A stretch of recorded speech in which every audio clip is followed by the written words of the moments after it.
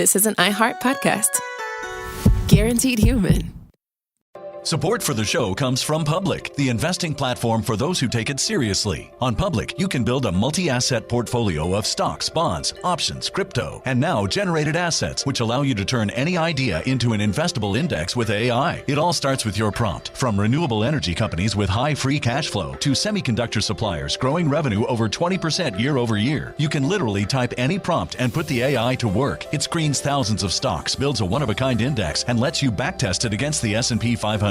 Then you can invest in a few clicks. Generated assets are like ETFs with infinite possibilities, completely customizable and based on your thesis, not someone else's. Go to public.com/podcast and earn an uncapped 1% bonus when you transfer your portfolio. That's public.com/podcast. Paid for by Public Investing. Brokerage services by Open to the Public Investing Inc. Member FINRA and SIPC. Advisory services by Public Advisors LLC, SEC registered advisor. Generated assets is an interactive analysis tool. Output is for informational purposes only and is not an investment recommendation or advice. Complete disclosures available at public.com/disclosures.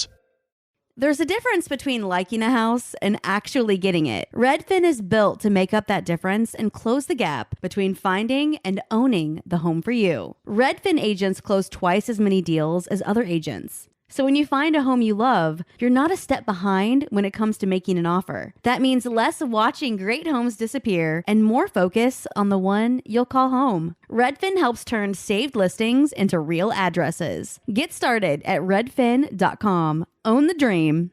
Do you want to find a stress-free way to buy your next car? Start at CarMax and shop your way. And if you want to browse with confidence, get pre-qualified online with no impact on your credit score and shop cars within your budget. From luxury cars to family rides, CarMax has options for almost every price range, including more than 25,000 cars priced under $25,000. So, hey, want to get started? Just head to CarMax.com for details and get pre-qualified today. Want to drive? CarMax. There's a fire inside you can't ignore. Stand still? Not a chance. You're a lifelong learner who's come this far. Now, we're here to help you keep going further. Capella University. What can't you do? Visit capella.edu to learn more. Cool Zone Media. Hey everybody, Robert Evans here, and I wanted to let you know this is a compilation episode. So every episode of the week that just happened is here in one convenient and with somewhat less ads package for you to listen to in a long stretch if you want. If you've been listening to the episodes every day this week, there's going to be nothing new here for you, but you can make your own decisions. Hello. Welcome to It Could Happen Here. It's me today, James, and I'm very lucky to be joined by Cooper Quinton, who is a senior staff technologist at the EFF, and Colonel Panic, who is a hacker. And we are going to be talking today about the privacy apocalypse that is coming our way, I guess, the end of privacy, and what you can do to stop it being the end of privacy. So thanks for joining me, both of you. Absolutely. Yeah. Hey, James. Happy to be on the show again. Thanks for having me. Yeah, thanks for making the time. So I guess, like, in the case that somebody lives under a rock, we should start breaking down some of the different, like, surveillance mechanisms that the state is building. And maybe, Colonel Panic, you can kick us off with Flock, because that is the one that has probably got the most attention recently. And then, Cooper, we can pick up on some of the many other privacy violation tools. Certainly. You may notice all these cameras popping up around your town. They're on a black pole. It's a black camera with a solar panel. And these are what we call Flock cameras. They're really easy to spot, but they're essentially ALPRs. They're automatic license plate readers. So this is like a form of dragnet surveillance where anytime you drive by these things, they're just logging your license plate. And they've expanded this to do other things like facial recognition and gunshot detection and so on. Distressed person detection is another one, which is really dodgy. Yeah, fascinating. But it just looks for people who are acting distressed. Or I think it's a sound thing too, right? Oh, okay. Yeah, I think it's pretty similar to gunshot detection in that it looks for people shouting, people in a heightened state of emotion. Yeah. Right. I mean, this could really easily be a protest detector, right? Yeah. Or imagine if there was a fucking peacock. Like, you have when peacocks get angry, they really sounds like someone's dying. Or a fox. So yeah, I mean, false positives are already a huge issue for gunshot detections in general, right? They can go off for a balloon popping, they can go off for fireworks. Yeah. And then just because you're in the area, you're now part of an investigation. So perhaps we should talk a little bit about some of the other ones, Cooper. Maybe we start with facial recognition. Yeah. Facial recognition is all the rage these days. A lot of law enforcement is unfortunately investing in this. We've seen, of course, ICE with their mobile Fortify tool that's gotten a lot of press lately. And then this is an app that runs on Android phones that they can scan people with, and apparently, according to them, get a fully 100% accurate identity for that person within seconds. Anybody who understands facial recognition will tell you that is not true, and that can't possibly be true. Facial recognition is never 100% accurate. And in fact, there have been dozens of cases where people have been falsely arrested, wrongfully imprisoned, and charged because of incorrect facial recognition results. This has also already happened in the case of Mobile Fortify. There was a woman in Oregon who ICE scanned her face, and they scanned her twice. Both times it came up with a different identity for this woman. And it turns out that both of those identities, neither of them were the correct identity for this woman. Jesus. But ICE has been using this as a sort of judge, jury, and execution to determine whether to arrest, detain, and possibly even deport somebody. Wow. Yeah, it's pretty bleak. Something that happens if when you come to the United States or you're a migrant, right, is that they will collect a large amount of your biometric data. But it seems that even with all of that, the resolution that they have on their scanners is actually very poor. Yeah, that is correct, right? So the way that this works, the databases that they have, it's checking against various immigration databases. We think that it's most likely checking against the TSA database of biometric scans that you do every time you take a flight. Of course, all of the at the border biometric scans, the ingress and egress scans, any sort of visa information or anything like that. There's also the Clearview AI. So even if you've never done any of these, there's another app called Clearview AI, which is used by law enforcement and by ICE, which does a similar thing, but its backend data is all of the photos that have been posted online. So they're using data from social media, Facebook, Instagram, everything else to make a face match and determine who you are based on that sort of publicly available data as well. Great. Yeah, what a reassuring thing to hear. The high cost of the free service. Yeah, absolutely. Let's talk about a couple of other things. I think those are things that people have a very reasonable fear of, concern with, anger about, however you want to put it. Yeah. There is some stuff which I think perhaps we just need to understand what it means, I guess. And maybe we could start there. I know, Cooper, you've done a lot with stingrays or cell phone site simulators, or lots of names for them. Yeah, definitely. So I've been, for the last couple of years, working on a project called Ray Hunter, which is a open source project to detect cell site simulators or stingrays or MC catchers, whatever you want to call them. I will probably use these terms interchangeably. And in short, the way it works is it's a little piece of software that sits on a mobile hotspot, one of those little things that you buy to get Wi-Fi in various places from a cellular connection. And it looks at the traffic between the hotspot and the towers that it's connected to, specifically the control traffic, not what you're doing, but what the control traffic is, how it's connecting to the towers. It looks for a number of suspicious things, signatures that we've written of what we think are indicative of MC catcher activity. So we've been running this for a year. There's several hundred of these around the U.S., if not a couple thousand, but we don't have exact numbers. There's a bunch of these all over the U.S. We had a bunch in Minneapolis. People have been running them in Chicago and L.A. when that was going on. People have been running them all over the country. Yeah. And we have found some evidence of MC catchers, but a lot less than we expected, or a lot less than many people expected. Yeah. I actually didn't expect to find many. And specifically, we have not found any evidence of MC catchers being used at protests. And I should stop here for a second to explain what a stingray or MC catcher is. Yeah. This is a fake cell tower, essentially, that tricks your phone into connecting to it, and so that your phone will identify itself to the MC catcher. These are used for, the primary reason these are used for is to track down a specific person. So like what we see in court documents is that these are used to verify that somebody is home before a police raid happens, right? This is what the vast majority of use for these is. That is one use. The other potential use, and the one we're actually more concerned about, is that these could be used to identify who is in a specific area. You could set one of these up outside, let's say, outside of a mosque or outside of a protest, an anarchist meeting or a anti-fascist meeting is regularly happening, right? And identify the people who were in that meeting by getting those unique IDs and then going to the phone company and saying, give us the subscriber information for these people.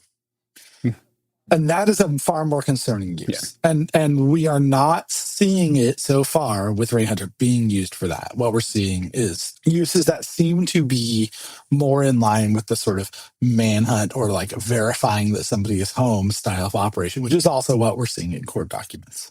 Interesting. Yeah. It doesn't mean that the government cannot find out that you were at a place or at a protest, right? It just means that they're not using this mechanism of doing that. Yeah, that's exactly right. So people have asked us what our theories are for about why we're not seeing these at protests, because for a long time there were a lot of activists that were pretty convinced that these were showing up at every protest, right? Or that maybe like, to use there was the old COINTELPRO language was like the architects of COINTELPRO wanted activists to feel like there was a cop behind every bush and inside every mailbox, right? And that was really the impression that a lot of activists had about IMSI catchers, right? That they were in every cop car, that they were everywhere, that they were just constantly being used. And it seems like that's not the case. And I think there's a couple reasons why. One is that they're expensive. It costs about $1 million for an IMSI catcher contract. Yeah. So these are actually like fairly rare. And they're hard to operate. They require a lot of technical knowledge. They require a lot of understanding. Cops are idiots. They don't want to actually go do all this work if it's not necessary, right? And it's a lot more expensive than using one of the many other surveillance technologies they have. Flock, facial recognition, things like PenLink, which we can talk about in a little bit, but other databases of location, because our phone advertisements on our phones are constantly giving up our location, right? And there's a whole surveillance industry around that, selling that data to police. Also, the other big issue is that there was a legal decision in 2019. I'm going to mess this up. Fact checkers will need to get on this. In 2019 called Carpenter versus USA. And the Supreme Court in that decision decided that to access historical cell site location information, so this is where people were located based on what cell towers they're connected to, that police would need a warrant for that information.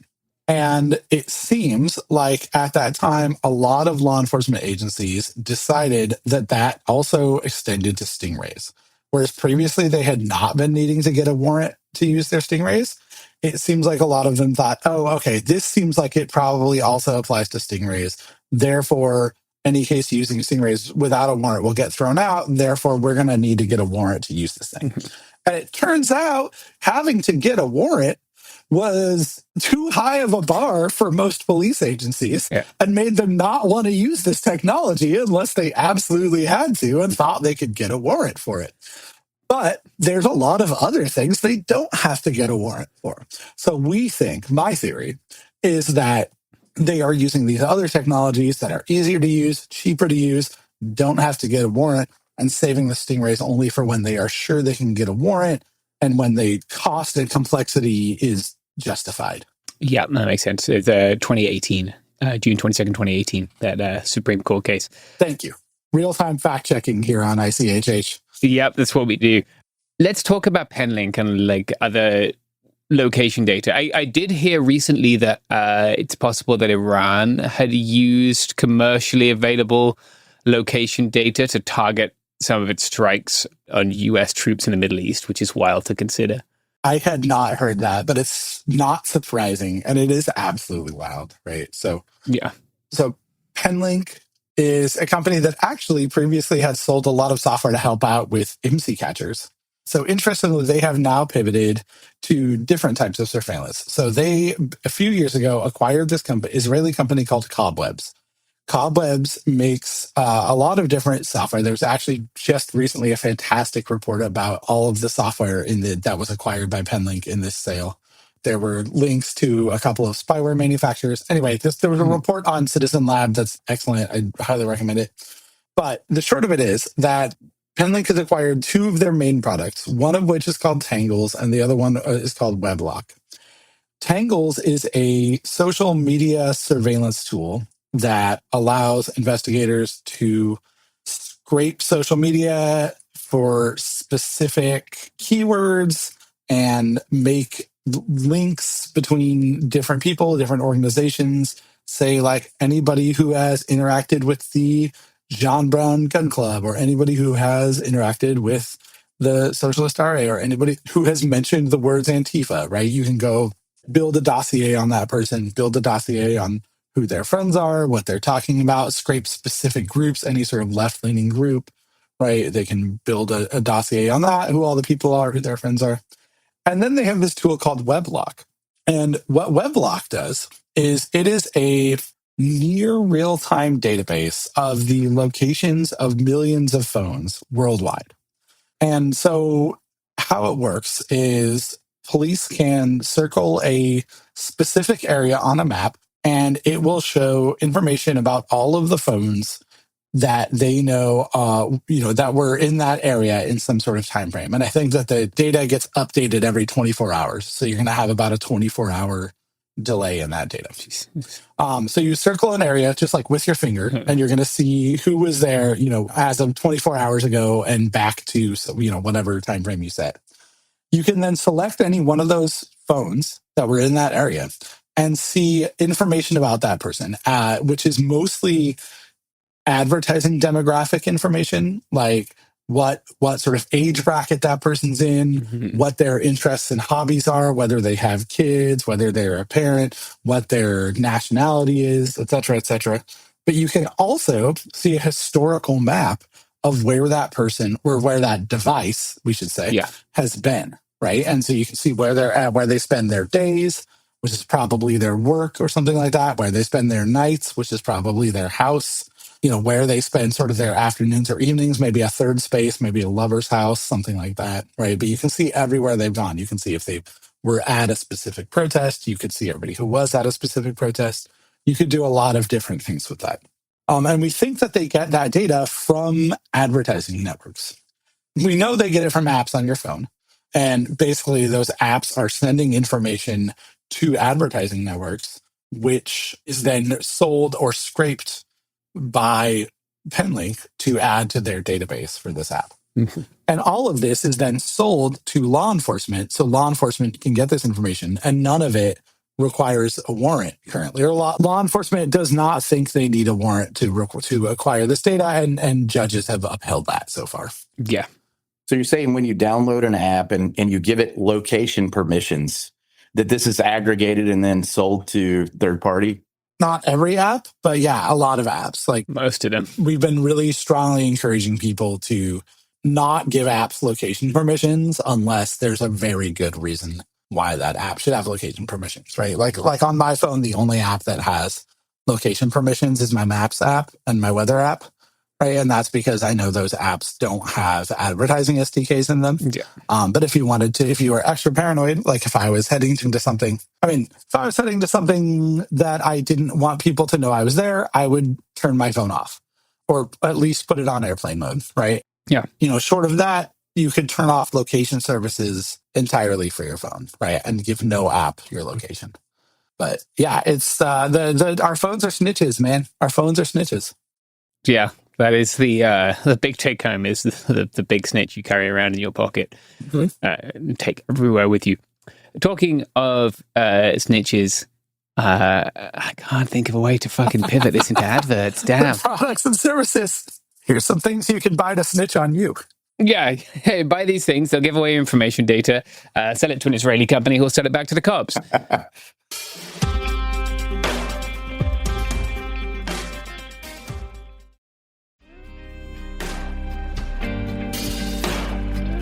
All right, we are back. I hope you bought something nice. I want to talk about community counter surveillance because it is interesting. It gives people something they can understand a little more about the web of surveillance around them, right? They can feel a little bit more informed. So let's talk about it. Maybe Colonel Panic, if you want to kick off, you've been involved in some of these devices. I don't know how you want to put it. You're behind some of them. Yeah, certainly. I came up with the idea for what people are now calling We Spy. It actually was initially called OUI Spy. It was Organizational Unique Identifier, which is the first 6 characters of a MAC address. But it's art, it's going to be pronounced however people want it. It has dual meanings, We Spy. But this actually kind of was born from the war driving community, which is old school, driving around, trying to find devices, just seeing what's out there. And so essentially you have all these devices that are transmitting around you, and it's totally fine and totally legal to just receive passively. And so things like Wiggle or Kismet you can use on Linux to just drive around and just kind of see what devices are in your area. And through this, I came up with a device that was based on remote ID stuff prior to We Spy that just detects drones and then transmits it over Meshtastic, or detects a device and transmits it over Meshtastic. And then I was like, it'd be really cool to have a device that if you have a device that you want to know when comes around you, it'll just beep. And so I just took a microcontroller and drew out the design for this thing to connect to a beeper, and essentially made the firmwares that do a few different things. For instance, if you wanted to know when a Tesla drove by or something, you could put in the OUI for that, or the MAC address for a specific device, and you can just tell and get alerts when devices are around you, essentially. So that's where all that began. Yeah. To explain how this might help someone, let's say you just wanted to get an idea, right, of the surveillance infrastructure that you encountered in your daily life. You haven't been going to city council meetings. You don't know what that shit is. Your local newspaper is dead now because everyone's local newspaper is dead now, right? So there's no reporting on it. If they wanted to get one of these devices, cruise around town and work out when they were being spied on, what kind of abilities would it give them? Certainly. So there's drone detection on this device, so you can have it alert when drones are near, or have it map via remote ID. But the biggest one I think that has been the most important one is the flock camera detection. Yeah. There's a ton of other cameras than flock, but this is the important one lately. So a lot of people are out on, out doing war driving and doing real-time research and contributing to, adding to this database of flock cam signatures, essentially. And it's either Wi-Fi or Bluetooth, and some of them are over cellular too. But essentially, I made a firmware called Flock U. When you drive around, it just war drives flock cams. And a good friend of mine did some recent research and found out that if you put the microcontroller into Wi-Fi promiscuous mode, it'll detect more flock cams. So that firmware just came out a couple days ago, so constantly being added to. So if anyone has, MAC addresses, OUIs, please contribute. It takes a village to raise a surveillance detection kit. Yeah, it allows people to then crowdsource or do community-based mapping of this stuff, right? To give people, and I know I have friends who've reported on gunshot detection software. It won't surprise people to find out which communities are the most surveilled and which communities are the least surveilled, right? But it nonetheless is important. That's an important function in making that obvious to people. Likewise, drones. People might be thinking, why would I want to look for drones? Drones are super cool.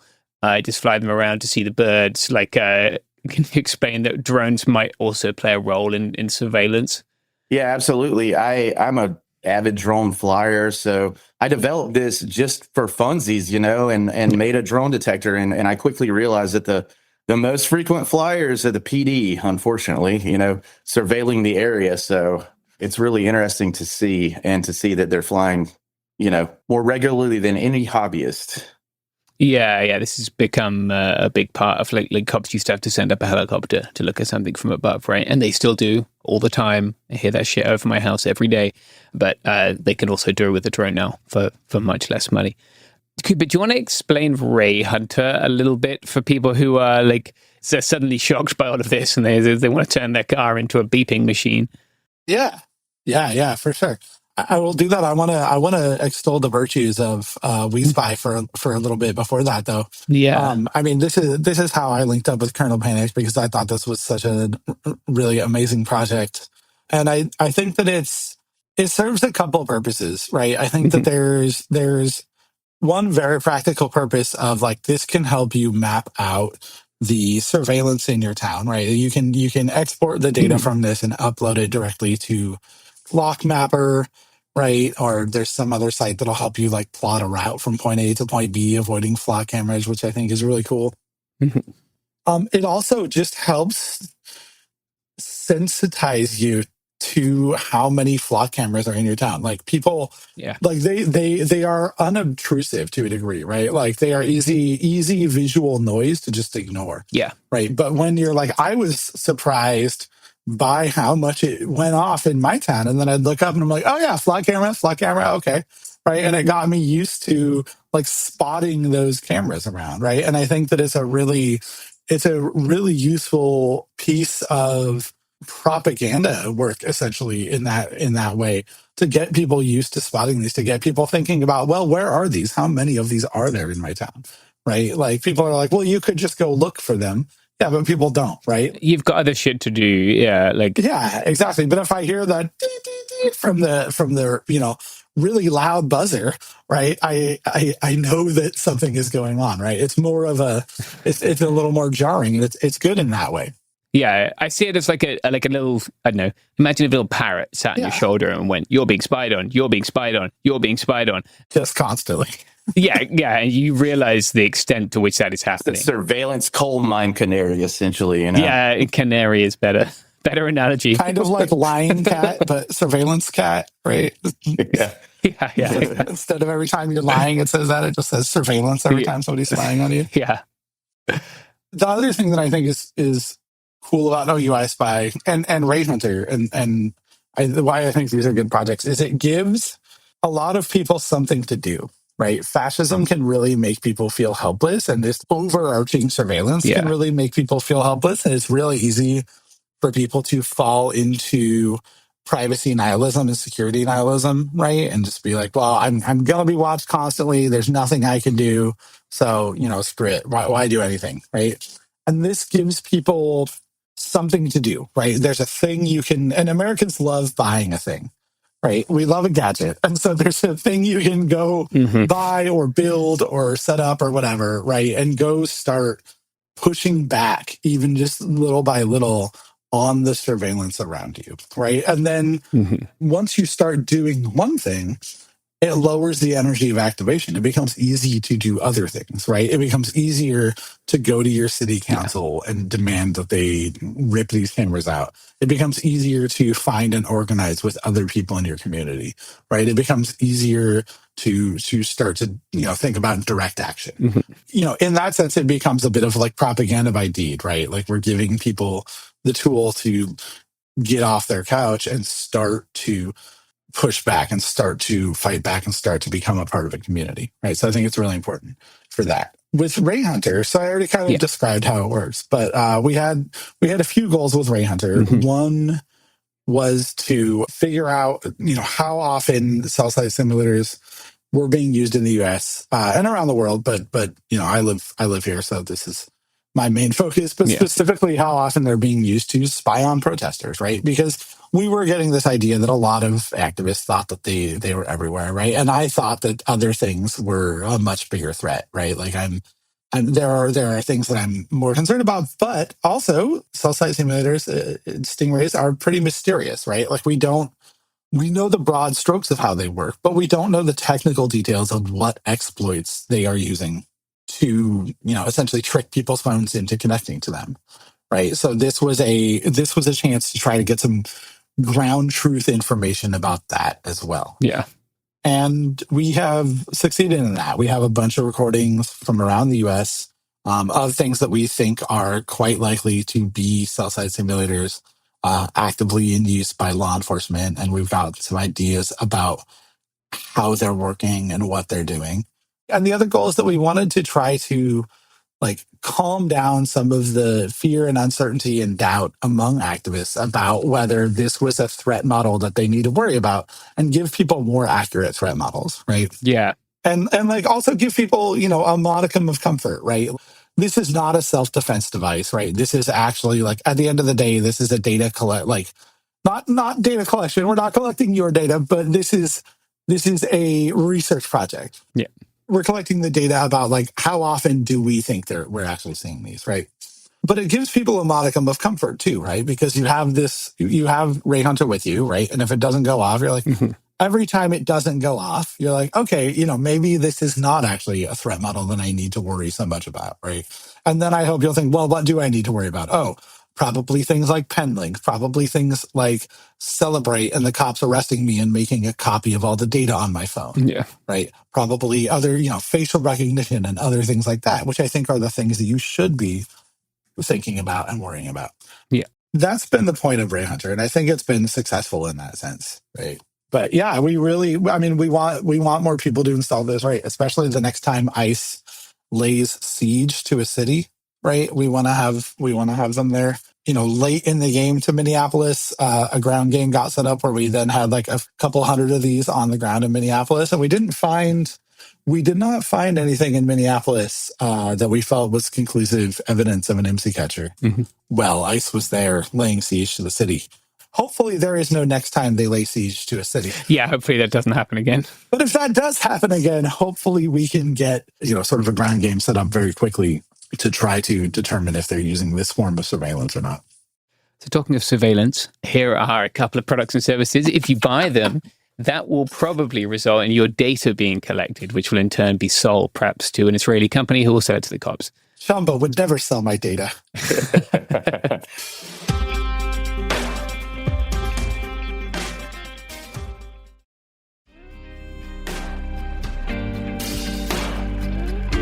All right, we are back. I think that's a really good explanation of the value of these devices. The more you know, the more you know.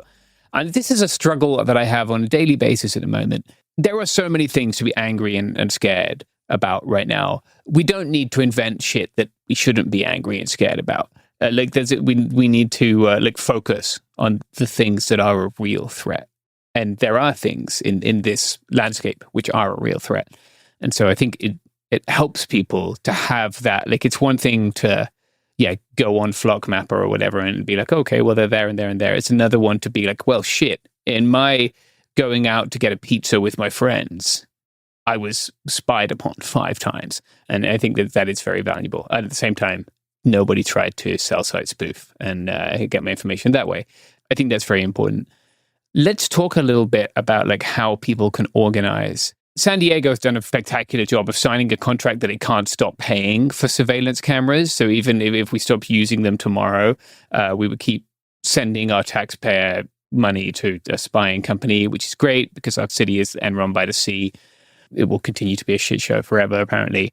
But let's assume that other people have slightly more competent local government. What an amazing contract. I can't believe that they signed that. California politics is a shit show, but San Diego is a fucking joke. Many examples of this. Listen, my city council member just got indicted by the FBI on corruption charges. So in the year of our Lord 2025, he got indicted by the FBI. So how stupid do you have to be? Well, so wow.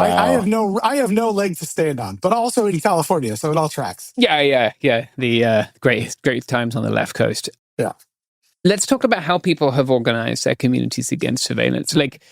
Just to paint a picture for folks here, right? The flock camera does not know if you're doing a crime. The flock camera doesn't know if you came from another state to obtain reproductive health care. The flock camera doesn't know if you're a migrant parent popping out to get formula for your little baby. It captures all of that shit, right? There's a broad range of people in this country who are fucking disgusted at that. People who we might not be used to organizing with. But perhaps you guys could like explain like how, or if you're aware of instances where people have organized against state surveillance, it would be cool to hear about that. Yeah, I recently did a talk here in Asheville, North Carolina, at an event called Nerd Night. And Nerd Night is essentially, it's a way to go to a bar without just a bunch of drivel. You know, you go and then somebody does 3 talks, 15 minutes each. And so the host was kind enough to give me a 25-minute slot at the end to talk about flock cameras in our city here. And it just so happened to be happening before they tried to vote on a real-time intelligence center that centralized flock, Axon, and all of our drone data into one just like wall of surveillance for the city. Crazy. And so I did this talk, and a city council member showed up. Our coolest city council member, Kim Roney, she showed up, and during the questions at the end, I was unsure because on our portal here, it said the APD says, you know, we don't share our data with outside agencies. And Kim Roney came up and confirmed that something like 4,000 agencies have access to our data. Yeah, we don't share them, but they can request, and we just hand it over. So that's one thing that we learned at that time. So this prompted a big push that was kind of happening for city council. So a lot of folks that came to that talk came to city council, and I'm telling you, like, it's folks all over the board. I mean, this is Appalachia here. Nobody wants to be surveilled in these hollers, you know? Yeah. This is one of those areas where we can build really broad coalitions, like of people who we might not agree on everything. Like, this is a threat to anyone who wants to do almost anything apart from, I guess, just go shopping. One interesting point is that over 100 people showed up to city council. This is new to me. I'm working on getting out there a little bit, and I ceded my time to another a speaker, but over 100 people showed up, and then they pulled it from the vote. They pulled it from the agenda. So lots of folks left, but then some folks stuck around for general comment and still got it out there. But you know, we'll see what happens down the line. They love to do that tactic. They did the same thing in Oakland when it was up on the agenda. They said a ton of people showed up to discuss it, and then they were like, "Oops, no, never mind. We're going to pull that from the agenda today." Yeah, it's such a shady tactic. But no, I mean at EFF we've seen similar things all over the country. You know, a ton of different cities have dropped their flock contracts recently because of community pressure, right? This doesn't happen in a vacuum. Your city council doesn't care, right? They want to score easy political wins, right? Flock sells them this as an easy political win, right? They can stop carjackings, right? They can find car thefts. They can do all these things that are popular. Nobody likes being carjacked. Nobody likes having their car stolen, right? But when people show up to city council and push back and fight against this, it makes it not an easy political win. Yeah. Right. It makes it actually politically a bit poisonous to push these technologies. And it should be. Yeah. We shouldn't be surveilled constantly just because we happen to be outside. And like, look, I would love to not have a car, right? But this is America. Like, everybody drives all the time. That is the society we live in, unfortunately. Yeah. And you shouldn't be subject to surveillance just for participating in society. And like you said, I think we can build very broad coalitions around this, right? And we can start to like, hey, remember how mad you were about Flock? Like, yeah, wait till you find out about these other surveillance technologies, right? Like, now let's talk about campaign finance and how all these companies you don't like are financing politicians, right? Like, you can pull people to the left, and this is a good way to start interacting with those people. Yeah. Right? Even people on the right, even sort of our more, the more libertarian folks. They hate them too. A lot of them have gone full Nazi, but the ones that haven't gone full Nazi, right, like, should really care about this stuff, right? And you can, this can be a way in with them as well. Yeah, like, everyone we can bring with us, we need to, and everyone else, fuck them. Yeah, absolutely. But I think this is a really good area to organize because all of us stand to lose something. It's so fucking creepy when you realize the extent to which, like, someone is watching or could be watching you. There's a million reasons why people could be mad at that. There's plenty of room for abuse, there too, and it's been documented. Yep.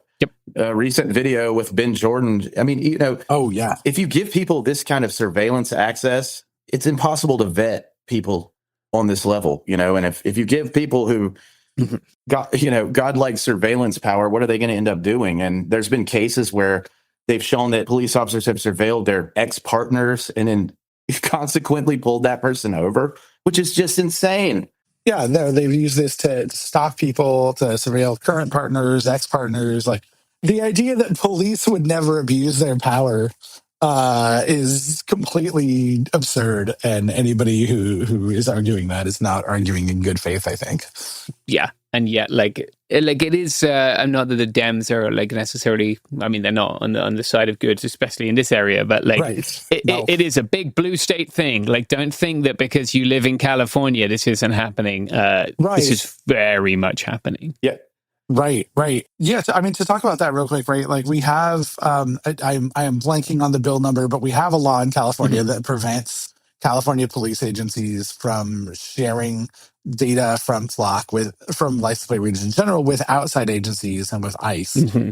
And it still happens all the time. Yeah. Police just willfully ignore this law. I mean, like, we see immigration or ICE support as the reason they put down for searches, even though that's illegal. Yeah. And when they don't do that, we know that ICE, people in ICE have buddies in California law enforcement.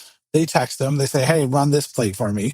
Law enforcement runs the plate, puts the reason down as investigation or crime or, some other such nonsense. Yeah. And then sends the information back to ICE, right? We call that the good old boy system down here. Yeah, up here too. And they've made a concerted effort to recruit people from local law enforcement all across the country. And this is part of why, right? Like, it gives a workaround. SB 54 is the California Values Act, which... Thank you. Yeah, you are welcome. That is my shit. There has never been a prosecution under SB 54 as far as I'm aware. This law exists like largely to make the politicians who passed it feel good. There are some parts about transferring people who are in detention already, but like these systems give so many workarounds, right? Or like if the data belongs to the company and not to the city, or if it's stored on a server somewhere else, like all of these things provide potential workarounds. So like, I don't think, I guess, that because your local city council member has tweeted about ICE being bad, that means that your flock cameras are not being used for that. It's very hard to ring fence this shit. Yeah, absolutely. If people want to learn more about this, if they want to maybe get a Ray Hunter, if they want to get a We Spy or a Mesh Detect. Do you want to explain Mesh Detect for people really quickly? We didn't touch on that one. Yeah, Mesh Detect is essentially, it's the first device that I made, and its primary function was to detect drone remote ID. The FAA requires remote ID, which is any drone over, I believe it's 500 grams, has to transmit pilot location and drone location in real time, either via BLE or Wi-Fi, which is pretty whack for amateur flyers that just want to fly around. But that being said, it's a great OSINT tool. So I started with that. And essentially what this does is Mesh Detect. It takes that detection and sends it over Meshtastic LoRa networks. So you can set up a node way out somewhere, and then you can have it send you a message down the line when a drone comes by over Meshtastic. Or you can set it up somewhere and have it say, okay, there's a body cam down here, or whatever device, a Tesla, anything. A lot of devices randomize their OUI these days, mostly phones, but there's plenty that don't easily detectable. So send it over mesh. It just gives you a network of detection, essentially. Mm-hmm. So if people wanted to get a We Spy, to get a Mesh Detect, how would they do? How'd they go about it? What are the ways they could get or make one? Yeah, I have a website called kernelpanic.tech, and it's COLONEL. It's a little bit of a play on words, but these devices, like if you really need one of these things, hit me up. We'll talk. But also, it's just two wires, like you can take my design and just reverse engineer it and copy it. And I put the wiring on my GitHub. Yeah. Every bit of this is open source. So if you look up Kernel Panic GitHub, you can take this and make it on your own. I've made home assistant integration. So like if a OUI pops up around your house, you can just get an alert via your smart home. you could just go on there, dev it out. If you see something that I screwed up, just let me know and I'll fix it, or we'll collab. So it's all open source. Yeah. How about Ray Hunter? Yeah. So folks can go to rayhunter.eff.org, and that is our Ray Hunter documentation. That's the Ray Hunter book, essentially. And there you can find links on where to buy the hardware. We do not sell the hardware, but you can buy the hardware on eBay or Amazon sometimes. The Orbic is what people use in the US primarily. It's in like South America. In Europe and parts of Africa, there's a TP-Link device that fits the bill better for those areas. And once you buy the hardware, you can install the software on it there. The hardware, unfortunately, is not open source because, like I said, we didn't build the hardware. We're just repurposing old hardware, right? When the project started, you could buy the hardware for like 10 or 20 bucks.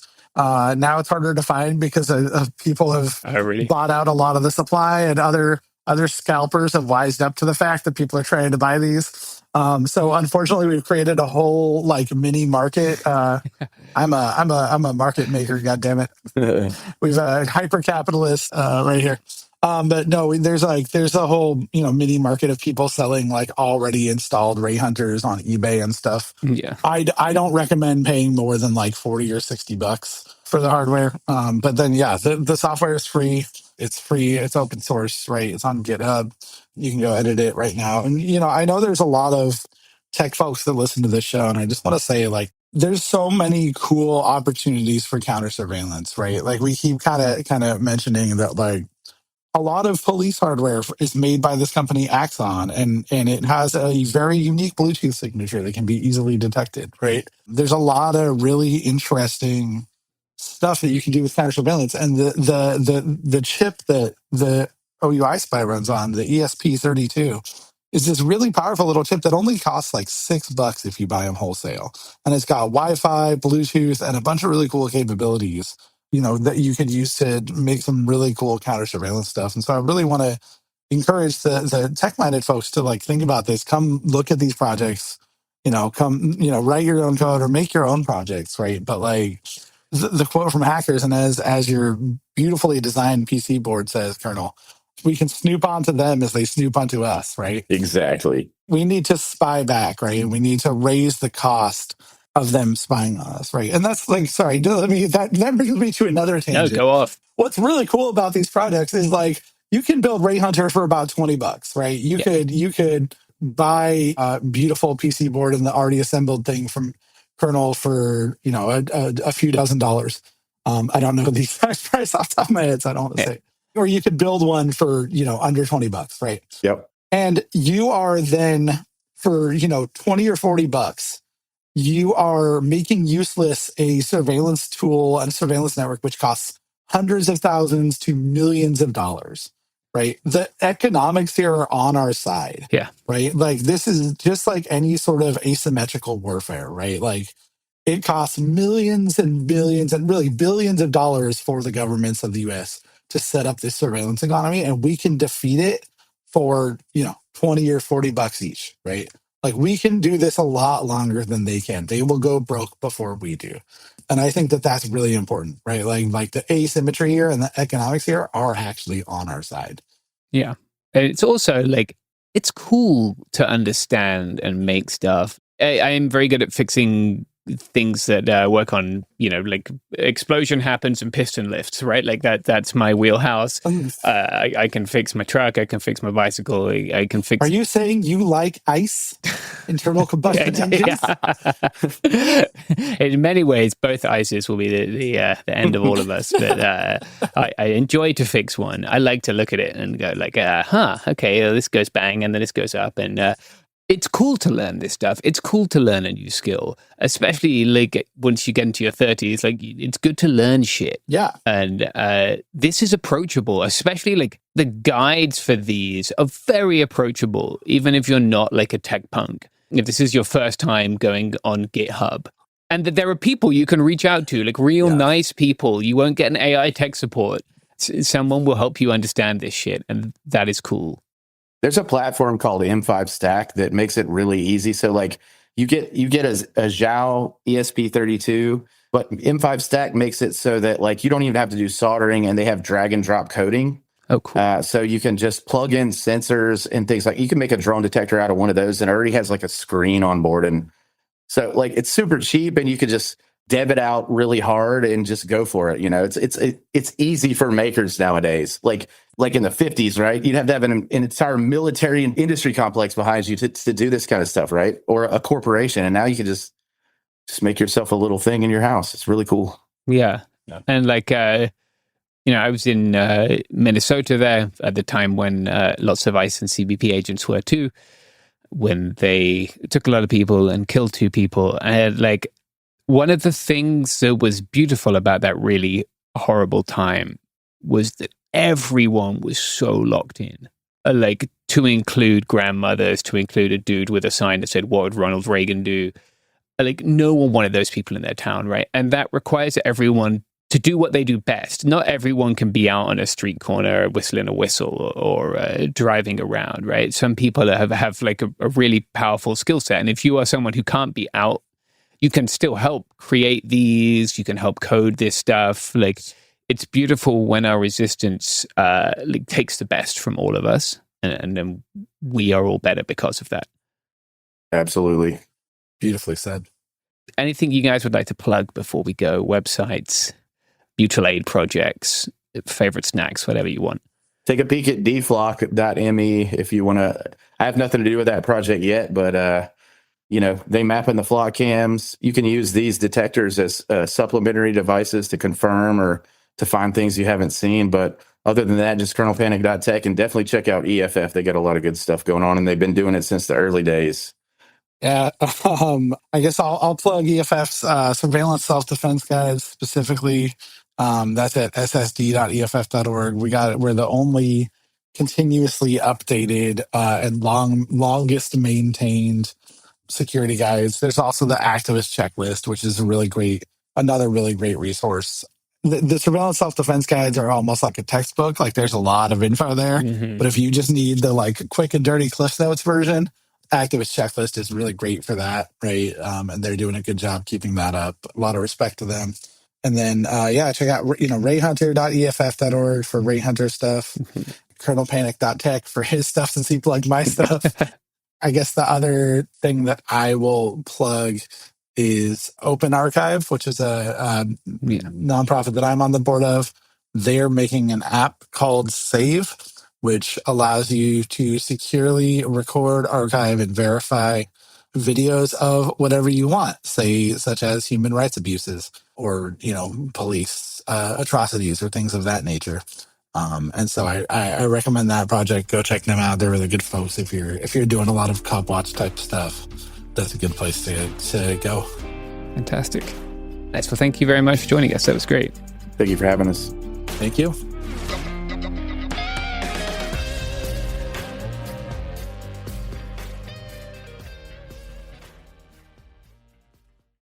Support for the show comes from Public, the investing platform for those who take it seriously. On Public, you can build a multi-asset portfolio of stocks, bonds, options, crypto, and now generated assets, which allow you to turn any idea into an investable index with AI. It all starts with your prompt. From renewable energy companies with high free cash flow to semiconductor suppliers growing revenue over 20% year over year, you can literally type any prompt and put the AI to work. It screens thousands of stocks, builds a one-of-a-kind index, and lets you backtest it against the S&P 500. Then you can invest in a few clicks. Generated assets are like ETFs with infinite possibilities, completely customizable and based on your thesis, not someone else's. Go to public.com/podcast and earn an uncapped 1% bonus when you transfer your portfolio. That's public.com/podcast. Paid for by Public Investing. Brokerage services by Open to the Public Investing Inc. Member FINRA and SIPC. Advisory services by Public Advisors LLC, SEC registered advisor. Generated assets is an interactive analysis tool. Output is for informational purposes only and is not an investment recommendation or advice. Complete disclosures available at public.com/disclosures.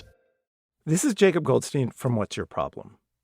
Business software is expensive, and when you buy software from lots of different companies, it's not only expensive, it gets confusing, slow to use, hard to integrate. Odoo solves that because all Odoo software is connected on a single affordable platform. Save money without missing out on the features you need. Odoo has no hidden costs and no limit on features or data. Odoo has over 60 apps available for any needs your business might have, all at no additional charge. Everything from websites to sales to inventory to accounting, all linked and talking to each other. Check out Odoo at odoo.com. That's odoo.com. It never happens at a good time. The pipe bursts at midnight. The heater quits on the coldest night. Suddenly, you're overwhelmed. That's when HomeServe is here. For $4.99 a month, you're never alone. Just call their 24/7 hotline and a local pro is on the way. Trusted by millions, HomeServe delivers peace of mind when you need it most. For plans starting at just $4.99 a month, go to HomeServe.com. That's HomeServe.com. Not available everywhere. Most plans range between $4.99 to $11.99 a month your first year. Terms apply on covered repairs. Ryan Reynolds here from Mint Mobile. I don't know if you knew this, but anyone can get the same premium wireless for $15 a month plan that I've been enjoying. It's not just for celebrities. So do like I did and have one of your assistants switch you to Mint Mobile today. I'm told it's super easy to do at mintmobile.com/switch. Upfront payment of $45 for 3-month plan, equivalent to $15 per month required. Intro rate first 3 months only, then full price plan options available. Taxes and fees extra. See full terms at mintmobile.com. Counterterrorism? No, I prefer table terrorism. Counter? I hardly know her terrorism. Hi, this is It Could Happen Here. Yeah. I'm Garrison Davis. That's Robert Evans. And not a lot to be proud of with that introduction. No, not much to be proud of. But there's also not much to be proud of considering the 2026 White House counterterrorism strategy. That's right. So I think we put equal amount of work into this as Sebastian Gorka did. Every year, the new counterterrorism list is it's my Dune, or whatever big movie's coming out this year. I was excited. Yeah, I mean, I was excited until I actually read it, and that's what we're going to be talking about today. And it's a short one. This is very short, actually. This is just 14 pages of actual text, about half the length of previous comparable documents. Now, there's been a lot of headlines about the political weaponization after this strategy was released, and we'll talk about that in a sec. But let's first start by talking about how the document starts, with a presidential foreword by none other than Donald Trump, dated May 2026. Trump lists counterterrorism accomplishments from the first year of his second term, like mobilizing DHS to remove illegal alien criminals and jihadist sympathizers, to arresting the ISIS-K operative who planned the Abbey Gate suicide bombing in Afghanistan, and rescuing over 100 American hostages. Speaking of, Trump also says he secured the release of the remaining October 7th hostages and, quote, began the process of ensuring Gaza can no longer serve as a haven for terrorism and extremism, unquote. And that's through establishing Trump's own Board of Peace. The president writes that Operation Midnight Hammer and Epic Fury have dealt, quote-unquote, devastating blows to Iran, which Trump calls the world's #1 state sponsor of terror. Other actions the Trump admin has taken include designating Muslim Brotherhood chapters and, quote-unquote, deadly cartels as terrorist organizations, with Trump boasting that he, quote, began using the strength and power of the U.S. military to stop and destroy cartel operations. The example that he includes here is when the U.S. Armed Forces captured the, quote-unquote, narco-terrorist outlaw Venezuelan dictator Nicolas Maduro. So Trump's opening forward covers the majority of what this 16-page total strategy is focused on. As Trump writes, quote, cartels, jihadists, or the governments who support them. Now, what Trump doesn't actually write about in this foreword is what most reporting on the new counterterrorism strategy has focused on, the later inclusion of left-wing terrorism as one of the nation's leading terror threats. And that's what we'll be mostly talking about today. Well, good. Though we will cover the other two types of terrorism that this guide focuses on. Now, this strategy is the brainchild of White House counterterrorism czar Sebastian Gorka, a far-right Hungarian commentator who briefly served in Trump's first term. This new document states, quote, a new type of domestic terrorism has emerged, driven by violent extremists who have adopted ideologies antithetical to freedom and the American way of life. The terrorist threat has changed. We face new categories and combinations of violent actors that make established ways of doing counterterrorism insufficient or obsolete. This strategy lists three main types of terror groups the U.S. is currently facing: narco-terrorists and transnational gangs, legacy Islamic terrorists, and violent left-wing extremists, including anarchists and anti-fascists. Now, we'll get to the narco-terrorist stuff later, but let's start with that last line, which is clearly pulling from Trump's Antifa terrorism executive order.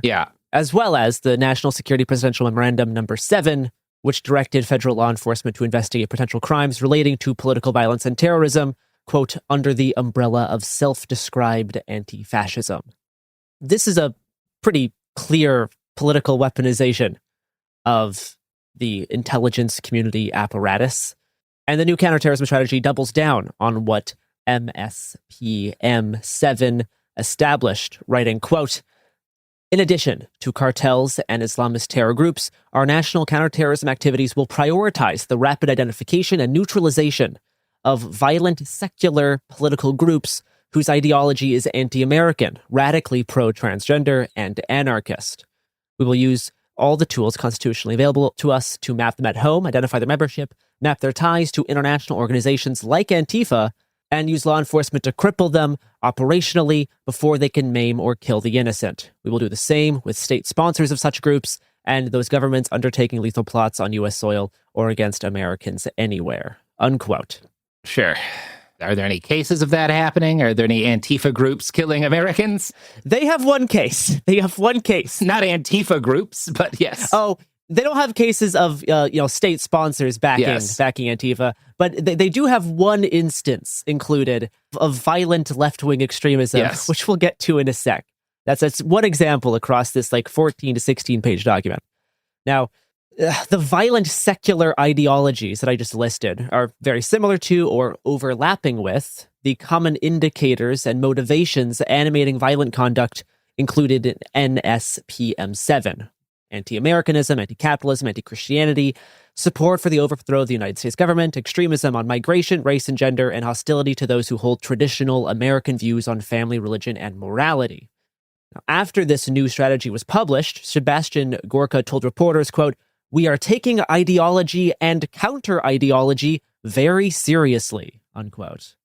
Now, despite that clear political focus, literally calling it left-wing extremism, something that Biden never really did with right-wing extremism, at least in documents like this. No, shocking.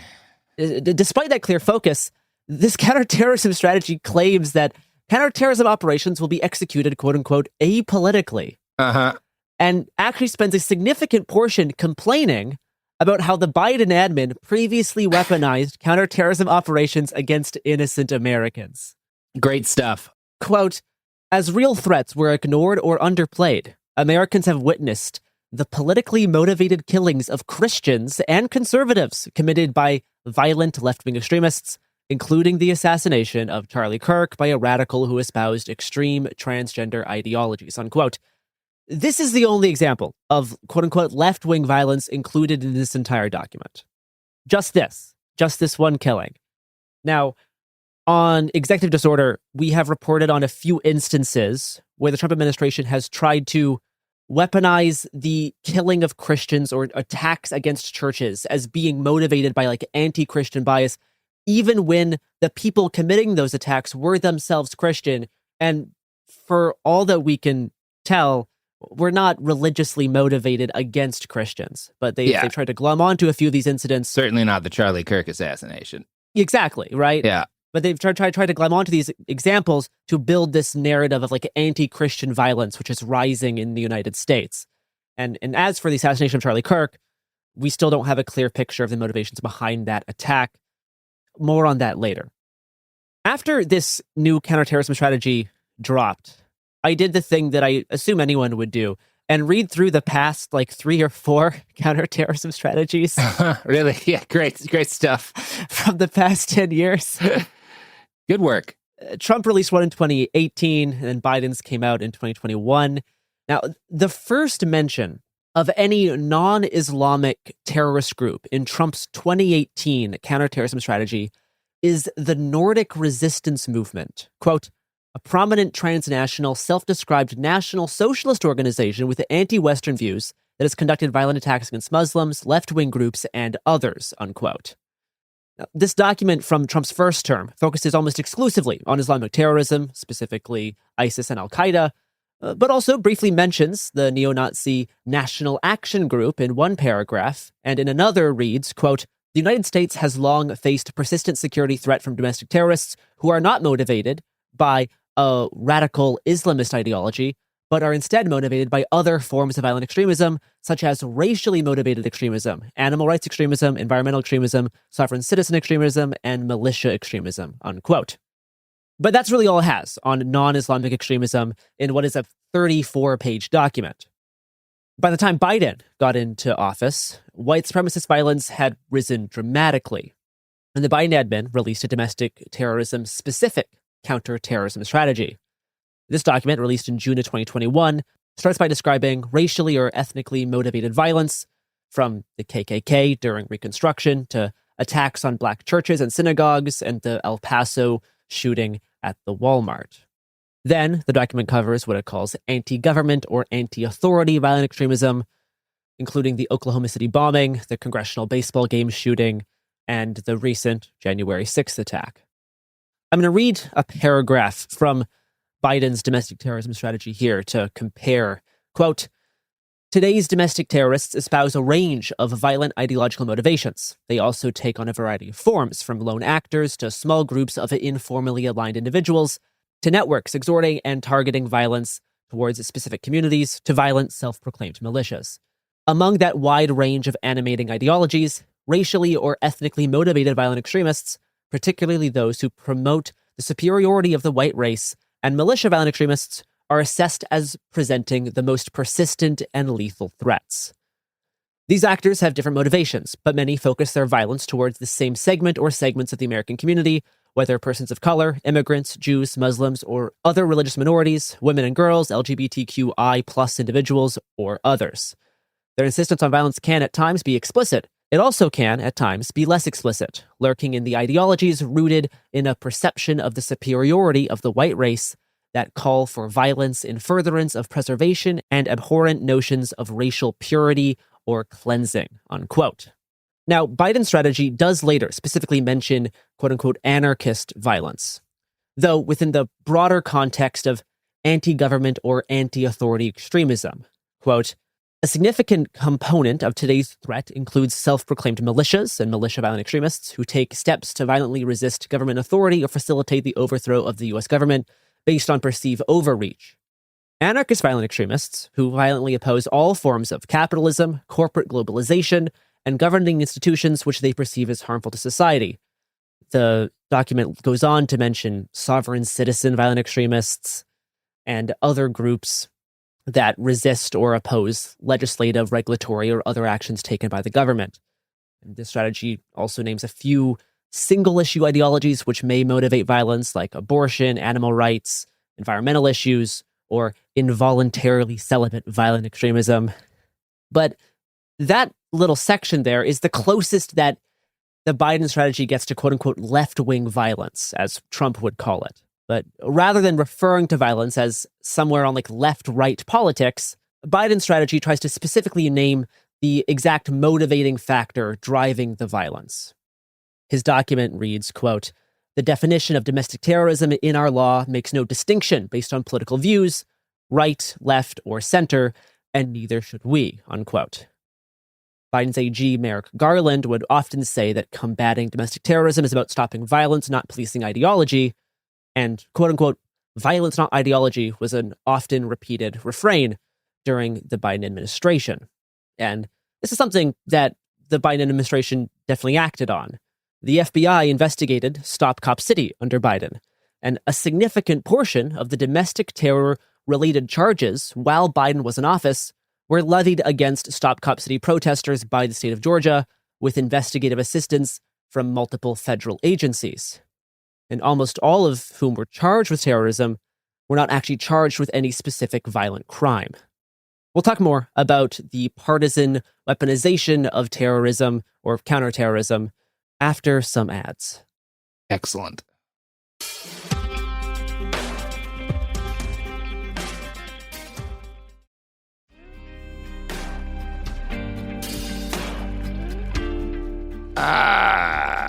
And we're back. It's such a blast from the past to read through all of these Biden counterterrorism manuals. Yeah, boy, back in those days. Yeah, makes me nostalgic. It's just a totally different world. Yep. It's unfathomable to think of the federal government now using this kind of language, talk about ethnic cleansing being done by white supremacist motivated terrorists. It's just a totally different ball game. Now, in Trump's new strategy, it states that under the Biden admin, U.S. officials, quote, used their significant powers to politically target individuals in the interests of those they favored, wanted to keep in power, or to help win elections, unquote. Now, under Biden, there was an increase of domestic terrorism-related prosecutions following January 6th, plus unrelated felony cases against Trump himself and prosecutions of Trump allies related to the Stop the Steal efforts. In 2022, the DOJ opened a new unit focused on domestic terrorism investigations, and just that year, $100 million of additional resources were allocated to the DOJ, FBI, and DHS for countering domestic terrorism. Now, this increase in focus was correlated to an increase in attacks. The Government Accountability Office reported that between 2010 to 2021, domestic terrorism-related investigations had grown by 356%, with 231 confirmed incidents, according to the DHS. In just Biden's first year of office, the number of FBI domestic terrorism investigations more than doubled. During this time period, the intelligence community classified racially or ethnically motivated violence as the most common type of attack. That's 35% of domestic terrorism. And this category also contributed to the most deaths. The second most common type of attack was anti-government or anti-authority motivated violent extremism, with 32% of attacks. And that category covered a lot of different things, including the malicious stuff as well as the anarchist stuff. It depends on who's doing the exact categorization, though. Yeah. Now, the racially or ethnically motivated violent extremists were most likely to conduct civilian mass casualty attacks, while militia types were more likely to target law enforcement or government apparatus. In comparison, Trump's new counterterrorism strategy does not contain a single mention of racially or ethnically motivated violent extremism. Weird. Not one. Not one, which is astounding, right? Even beyond the clear partisan weaponization, just from a counterterrorism standpoint, this is bizarre. This is quite a choice. The last pillar of Biden's counterterrorism strategy was, quote, confronting long-term contributions to domestic terrorism like racism, bigotry, religious or ethnic hatred, unquote. Meanwhile, Trump's new strategy says that the fearsome powers of the U.S. government must never be abused, quote, whether under the guise of de-radicalization, protecting our democracy, or any other pretext, unquote. Great. Which is, I don't even know how to respond to that. Yeah. What are we supposed to say? I mean, it demonstrates they're not actually interested in combating what is the most lethal form of domestic terrorism. No. And they never have been.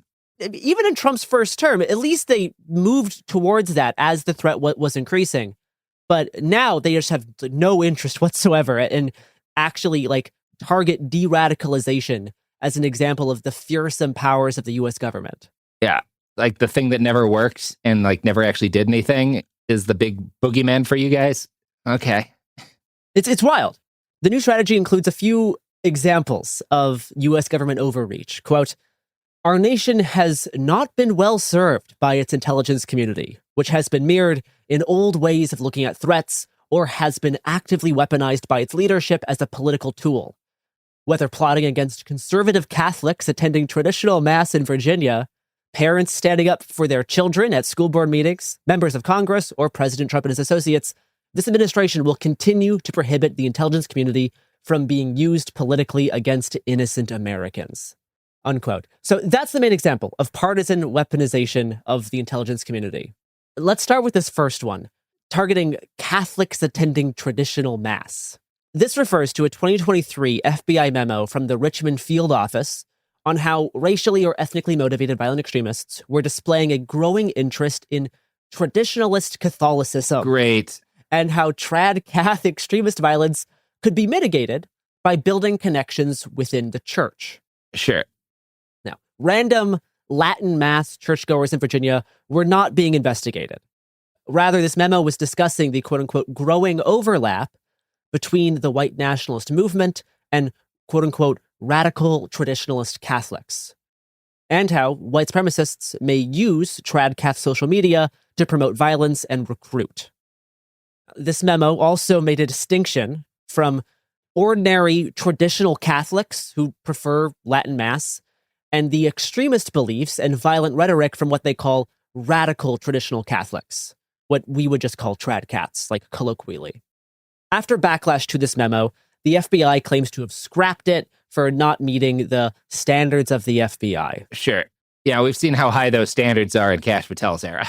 I'm going to go on a little bit of like a tangent here. Uh-huh. Because I wanted to get more information about this Richmond Field Office memo and investigation. So it turns out the FBI did monitor a traditionalist priest at a church, and this church was not considered by the Vatican to be in full communion with the Catholic Church, but it's still Catholic affiliated. This priest refused to speak with the FBI about communications he had with a parisher who was a self-described radical, traditional Catholic clerical fascist, self-described, who was posting about conducting a mass shooting at a special needs school, armed resistance against the government, learning how to manufacture pipe bombs, and using untraceable means to purchase supplies to manufacture 3D printed weapons. Posting about that on this Catholic account. Yeah, nothing sketchy. So this Nazi was actually previously arrested in 2019 after being overheard making comments about political violence while purchasing several AR-15 style rifles, multiple high-capacity magazines, and large quantities of .223 ammunition, as well as making online statements advocating civil war and the murder of politicians. Now, after getting out of prison, this guy started attending this traditionalist church and planning an attack. The FBI claims he tried to recruit others with similar belief systems and made comments to churchgoers about his intent to commit violence. He was arrested again and pleaded guilty to possessing a destructive device. So the FBI was looking into this priest because this priest was not talking to them about what the communications were with this Nazi, communications that they know existed, and so they briefly looked into him. This caused a massive backlash among the right. This is where Marjorie Taylor Greene was posting about defunding the FBI. Like a lot of the dismantle FBI stuff coming from the right was based on this incident of the FBI, targeting conservative churchgoers. Little side tangent there. The other main example from the Trump counterterrorism strategy refers to parents and school boards. This is in reference to a letter from the National School Boards Association requesting federal intervention into the harassment, threats, and attacks against school boards in 2021. And this letter read in part, quote, "These heinous actions could be the equivalent to a form of domestic terror and hate crimes," unquote. After this letter was sent, the AG, Merrick Garland, announced that the government was going to look into these threats. This, too, sparked a huge backlash from the right, claiming that the FBI was investigating parents for terrorism. There was congressional hearings, and a month later, the National School Board Association apologized for some of the language they included in this letter. So those are the two main examples of this horrendous government overreach and weaponization of the intelligence community against innocent Americans. Yeah, of course. It's frustrating how reality doesn't matter at all here. But what is the point of even going in and line by line? Here's everything that's wrong with that. I don't even know anymore. No, it's not a matter of convincing. Mm-hmm. It's often a matter of just holding my sanity together, I guess. Yeah. No, it's important to look at it and to some extent document how bullshit it is. But it's also just it's incredibly frustrating to see this fucking Tradcath priest get away with shit that people would go to prison for if the ideologies were reversed, Yeah, sure. If you switch this stuff around, you can imagine how the Trump administration would be handling it. Yeah. A Unitarian pastor planning some kind of attack with like an Antifa super soldier. Well, or just if you've got like a Unitarian pastor or whatever, like someone who is tangentially attached to someone left wing who was like posting about carrying out an attack, like the level of backlash would be higher and would hurt more people. No, horrendous. We've seen stuff like that happen. The sections on left-wing terrorism in this new strategy actually only make up a few paragraphs of this 16-page document. So what is the rest of this counterterrorism strategy really about then? The first priority is the, quote, neutralization of hemispheric terror threats by incapacitating cartel operations, unquote. The primary threat is the so-called narco-terrorists previously mentioned. And this term, narco-terrorists, was invented in the 80s by the president of Peru to describe attacks on the police by drug traffickers. But since then, the term has come to mean a variety of things. In this new strategy, Trump doesn't just consider drug trafficking as a means to fund terrorist groups, but also implies that drug overdoses themselves constitute a form of terrorism. Right. Quote, the borderless America created by the Biden administration was so badly exploited by threat actors that during one 12-month period, more Americans died as a result of illicit drugs flooded into the country by the cartels than all the U.S. servicemen killed in combat since 1945, unquote. Let's look at those numbers for cigarettes. Let's just add tobacco in. Let's just throw tobacco into the mix. See how that, does it dwarf every other drug-related death toll combined? Yeah, it sure does. Obviously an absurd statement. Yeah. But I think it is crucial to understanding how the administration is operating by understanding that they consider drug overdoses to be terrorism. And that's a big part of like how they're able to do what they're currently doing is by weaponizing terrorism as a category. The strategy later considers illicit fentanyl and its core precursor chemicals to be weapons of mass destruction. Sure. Right? This is the same category of weapons as nuclear bombs. That is how they categorize it technically. Now, when the US government uses the term terrorism, it's supposed to mean activities that involve acts dangerous to human life that are a violation of the criminal laws of the United States or any state that appear to be intended to intimidate or coerce a civilian population, to influence the policy of a government by intimidation or coercion, or to affect the conduct of the government by mass destruction, assassination, or kidnapping. Uh-huh. It's really that last half that constitutes the terrorism part. That separates terrorism from just any crime. It's the intent to intimidate or coerce civilian populations or influence the government. But the FBI defines international terrorism as, quote, violent criminal acts committed by individuals and or groups who are inspired by or associated with designated foreign terrorist organizations, unquote. So if you designate a group a foreign terrorist organization, that means that what they are doing is terrorism.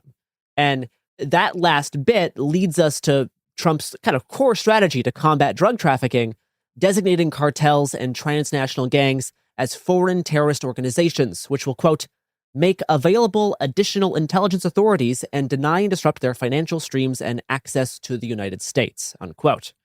After the designation, Trump authorized, quote, dozens of strikes by the Department of War against cartel drug boats, resulting in a more than 90% decrease in maritime drug smuggling into the United States, unquote. A citation needed. Yeah. We will get into the second priority of the counterterrorism strategy after these ad breaks.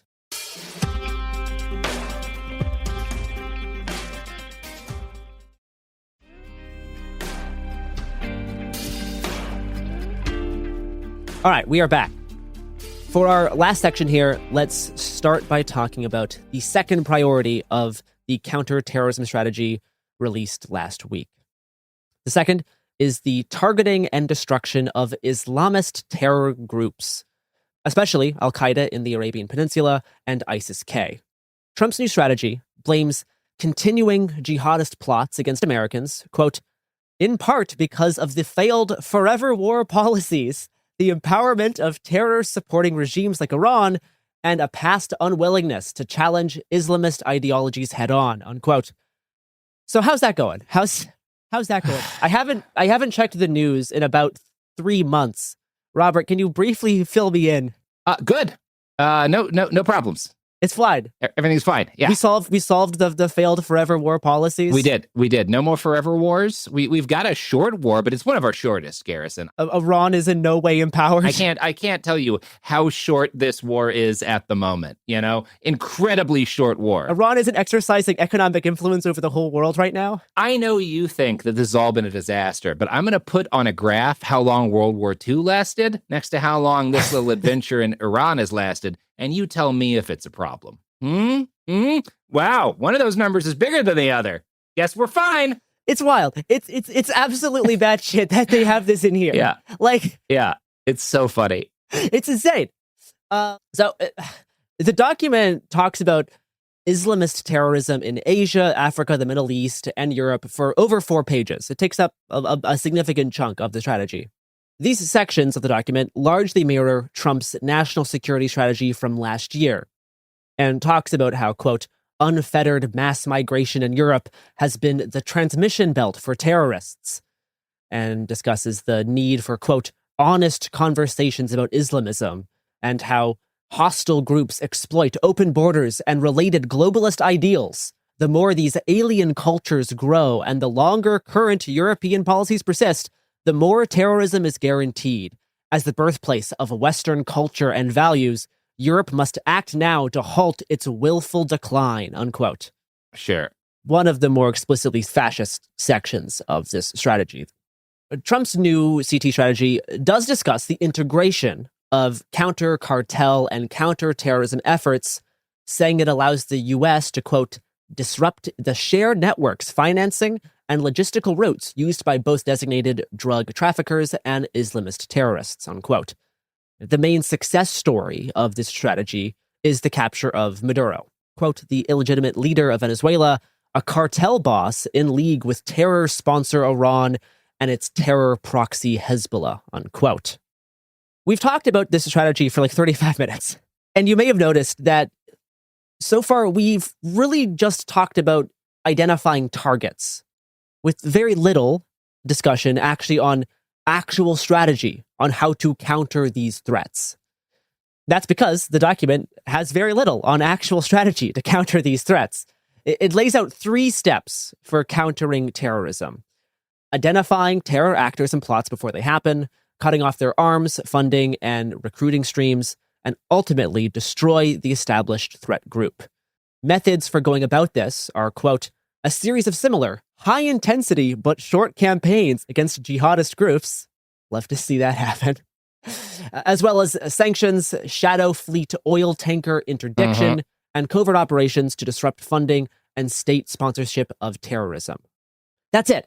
That is really the bulk of like the actual like strategy of how to do this. Yeah, and that's the important thing to remember for all that's scary about this and for all like the people freaking out, and not to say that there's nothing to be concerned about. This is the government saying this. They have a lot of ability to fuck with people. Certainly should be concerned about this, but at the same time, don't forget they don't know what they're doing or have a real plan for most of what they're doing. No. Like, this is hacked together, cobbled together, and executed by people who don't know what they're doing, and at least in one major case, are drunk all the time. No, it's pretty stunning to compare this to the 2021 Biden one, which is very, very complicated in laying out actual strategy to dismantle domestic terrorist operations. And this lacks a lot of the same like strategic outlook. Lastly, the strategy outlines current functional aspects of the threat environment. That's the term it uses. Functional aspects. These are like complicating factors. I'll go through these line by line. New and evolving collaboration between nation states and threat groups such as cartels. Alliances between established terror groups. Exploitation of new weapons like drones by cartels and jihadists. The remaining threat of terrorists acquiring and using nuclear, biological, or chemical weapons, which President Trump has rightly labeled the single greatest threat to this world, unquote. All of this stuff is like Bush-era terrorism stuff. Like, this is all very outdated. Or not necessarily outdated, but like, it's not cutting edge, I guess, would be the more correct way of putting this. Like, you're just talking about drones now in 2026. Yeah. But another one of these quote-unquote functional aspects is, quote, new and deepening alliances between the far left and Islamists, i.e., the Red-Green Alliance, unquote.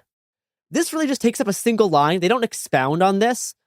I'm pretty sure this would relate to like pro-Palestine protests. This relates to like people on the far left either supporting Hamas or just generally being pro-Palestine or anti-Israel. That's what they're calling a Red-Green Alliance. Yeah. It's just like a throwaway line, but I thought it's worth including just because of how odd it is. Like it really stands out. Like it's at like the middle to end of the document, way after they actually do their like 3 paragraphs on left-wing extremism. They just kind of throw that in there as a new complicating factor. Yeah, of course. So what does this all mean for the left? Almost nothing in here that pertains to the left isn't already in National Security Presidential Memorandum number 7. This new strategy does not designate trans people as a class as terrorists, nor does it categorize trans people as nihilistic violent extremists like some have previously reported. Yeah. It essentially states, like NSPM 7, that being extremely pro-transgender can be a motivating factor in carrying out terroristic violence. And the only example provided is the assassination of Charlie Kirk, which we still don't have an illuminated motive for, besides the suspect allegedly expressing frustration at Kirk for spreading vaguely defined hate. Mm-hmm. The strategy claims, quote, "Our counterterrorism powers will not be used to target our fellow Americans who simply disagree with us. We will not permit the weaponization of America's unparalleled counterterrorism capabilities for partisan purposes," unquote. Despite clear political weaponization and Gorka specifically mentioning that we're going to be countering ideology. Mm-hmm. Now, a way to kind of explain what's going on here, like, think about racially motivated or ethnically motivated violent extremism. All right, being racist isn't illegal. But if someone threatens to shoot up a black church because they are racist, then that qualifies as racially motivated violent extremism. The Trump administration is basically using the same MO against people with left-wing anarchist or anti-fascist views to either stop crimes before they occur or crack down harder on people or groups who have committed crimes motivated by those ideologies. The Joint Terrorism Task Forces were already directed to investigate Antifa-aligned groups and individuals, quote, engaged in acts of political violence and intimidation. And that's been happening since at least October of 2025. What's in this document is already been in effect for a while, and we've already seen some of the results of this in the federal Prairieland trial last February, following the shooting of a cop outside an immigration detention facility in Texas last summer. The government in that case used the Spectre of Antifa to link a group of defendants together and argue for ideological motive. And a federal jury convicted 8 people of riot, conspiracy, and material support to terrorists, even if each individual defendant did not commit an act of violence. Yeah. So there's cases like that, and then there's also cases against the SPLC, which, while the government hasn't specifically said are part of their anti-Antifa investigations, you can see some similar through lines there. Yeah. Right. In a broad sense, that's how it relates to like current left-wing activism, right? The sort of threats and risk that has existed really ever since Trump took office, but especially after the Antifa terrorism executive order and National Security Presidential Memorandum number 7 are still in effect. That is still the same level of risk. This document doesn't introduce anything new. Now, overall, what this strategy tries to do is connect all of the ideological targets of this administration, right? Put them onto a map intersecting each other. That's what it's doing with this Red-Green Alliance. So it's trying to connect all of these ideological targets while expounding on Trump's justification for mass deportations of suspected cartel members, military strikes on boats in the Western Hemisphere, regime change in Venezuela, and the ongoing war in the Middle East. That is really most of what the document is trying to do, is actually build up the counterterrorism justification for all of Trump's military actions. And that's one thing that has, I guess, slightly frustrated me in people's discussion of this new strategy, that a lot of it's based on threats to left-wing activists in the United States, while not really focusing on the bulk of the document, which is building the justification for Trump's murderous military actions around the world, right? Actions that are blowing up people in boats, bombing schools in Iran, things that have like a sizable death count. And the sort of logistical and theoretical framework that Trump is building through this document does have really, really devastating lethal consequences. And I guess that's what I wanted to focus on a little bit more, rather than just the targeting of left-wing extremists. Yep. All right. Well, fun. I guess we'll see what happens next. Yeah, I mean, we're going to see them continue to carry this out. Yeah. Both domestically against left-wing activists and overseas, including like right now, right? This is what they're doing in Iran. They're talking about Cuba. This strategy does not grant them any new powers, but it does give us a look into how they are thinking about regime change and the Donroe Doctrine, right? Yeah. Jesus. It's all so dumb. This U.S. domination of the Western Hemisphere. And I think that's really the core of what's driving this document is U.S. domination of the Western Hemisphere, rather than explicit political persecution of ideological left-wing enemies, which is, of course, still a factor and still a thing to be concerned about and monitoring and fighting back against. Yep, absolutely. Well, all right, guys. I think that does it for us today, huh? Yeah. Let's go be elsewhere. All right. See you around.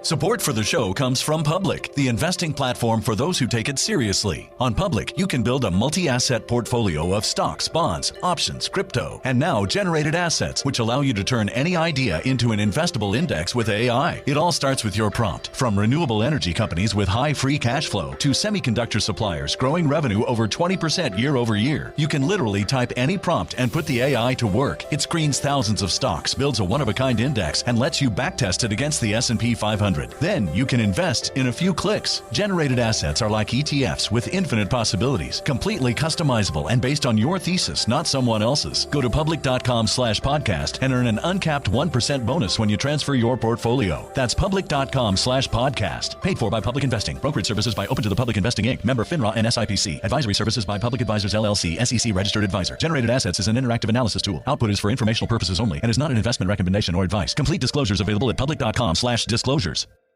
This is Jacob Goldstein from What's Your Problem? When you buy business software from lots of vendors, the costs add up and it gets complicated and confusing. Odoo solves this. It's a single company that sells a suite of enterprise apps that handles everything from accounting to inventory to sales. Odoo is all connected on a single platform in a simple and affordable way. You can save money without missing out on the features you need. Check out Odoo at odoo.com. That's odoo.com. From sauce to dust to nuggets, it's Taco Bell's new Diablo Dusted Crispy Chicken Nuggets. Are they mild? If they were mild, they'd have to change the name to Little Rascal Nuggets or Minor Nuisance Nuggets. Definitely Diablo. New Diablo Dusted Crispy Chicken Nuggets, a brand new classic. Only at Taco Bell. At participating U.S. Taco Bell locations for a limited time and while supplies last. Let's talk about modern home shopping. It's sort of become a fun side hobby, right? Scrolling listings at night, dreaming about kitchens you've never seen, or backyards you haven't even stepped foot in, all from the comfort of pretty much anywhere.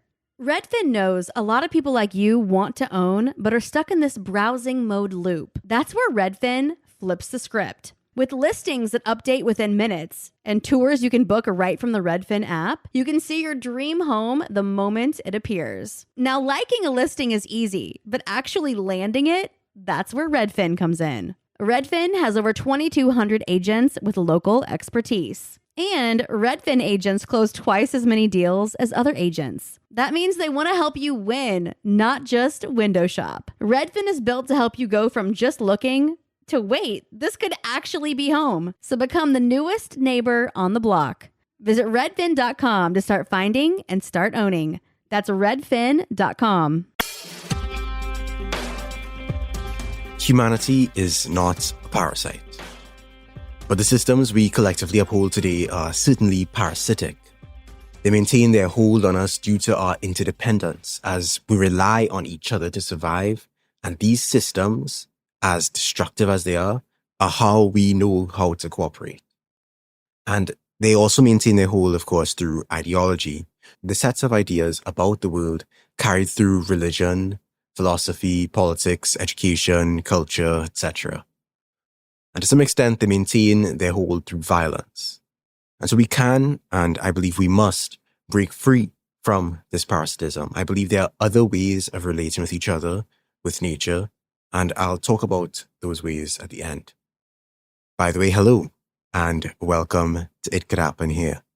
I'm Andrew Sage, Andrewism on YouTube, and I'm joined today by Mia Wong, also here. Yeah, we're doing great intros. Yippee. So I want to talk about parasitism, the development of parasitism over time, as discussed in Samuel Miller McDonald's book, Progress, which I highly recommend. Quite an enjoyable read. So I actually really first heard about that book years ago, before it was even out, and I had reached out and I was like, oh, I would love to, get a copy as soon as it's available and talk about it and stuff. And, I was at that point in my life, I was really voraciously consuming these kind of grand narratives of history. And of course, we know the flaws with these grand narratives. They have limited explanatory power, but I still found use in these narratives in understanding aspects and angles of our history, at least when you take a critical approach to them. Mm-hmm. Because, history is, as the name implies, a story. There are many interpretations and frameworks that can be used to explain or better understand different aspects of history. And so Progress offers one framework through its 3 eras of focus. Of course, history isn't actually so linear. Different forms can coexist, forms can come and go. It isn't this sequential development as is sometimes posed, but there are trends that we can observe.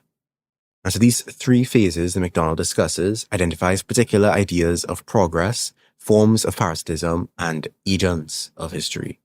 And I think it's a very compelling connection between the theology, politics, economics, and ecology that intertwine to make up history. Obviously not perfectly accurate, but I think it helps us to see certain tendencies more clearly. So we can look at a lot of the anarchist approaches or anarchist adjacent approaches to tracing the development of the state in history. Peter Gelderloos had Worship and Power. James C. Scott has Against the Grain. And in Progress, although I don't think he is anarchist or anarchist adjacent, in Progress, McDonald starts with the beginning of recorded civilization in 3000 BCE and looks at the way that many early states developed from a blend of religion, politics, and daily life. So, humans had lived for hundreds of thousands of years before recorded history, right? They spread across the globe. They experimented with all kinds of different social, political, and economic organizations that are now lost to time. And The Dawn of Everything by David Graeber and David Wengrow kind of wrestles with some of this. In the early years of recorded history, there were many manners of approach to state development. From roughly 3000 BCE to 1400 CE, this is the first phase of McDonald's timeline. Human societies such as Mesopotamia, Egypt, China, Mesoamerica, and medieval Europe saw a combination of hierarchy with cosmology. McDonald calls this phase heaven in the book, not to cosign it as an ideal, but to illustrate the prominence of religious power in this time period. And Mia, I know you've been posting recently about the impact of religion and the seeming hesitance people have nowadays about actually engaging with what it means materially for the experience of domination in our day-to-day lives. Yeah, well, and it's something you can look at sort of in that period is the emergence of states alongside sort of the emergence of temple complexes as the thing that creates a bunch of the administrative systems. Graeber talks about this, I think, in Debt, actually, where a bunch of sort of the administrative systems that would become like credit are these things that are developed in order to sort of track resources moving into these giant temple complexes. And so you have the situation where, the things that are going to become the building blocks of economics and exploitation for every single subsequent period in history are developed in order to fuel these sort of hierarchical, massive complexes where like just staggering amounts of resources are like fueled into these sort of temple complexes. And that's a thing that continues to current present day. Indeed. Indeed, we have temple complexes. Yeah, like what is? We have temple complexes in the sense of mega churches nowadays. Yeah. It's like what is the mega church, but like the temple complex is farce. Yeah, exactly. That's the thing, right? Like we are seeing an echo of this historical time period even in the present. Because the idea of progress in this time and in these places was about progressing toward a higher alignment with the divine order, the will of the gods, ensuring that different groups of people were in their proper place in that order. And so you had the development of religious laws and theologies and monumental architecture, which established this particular kind of order.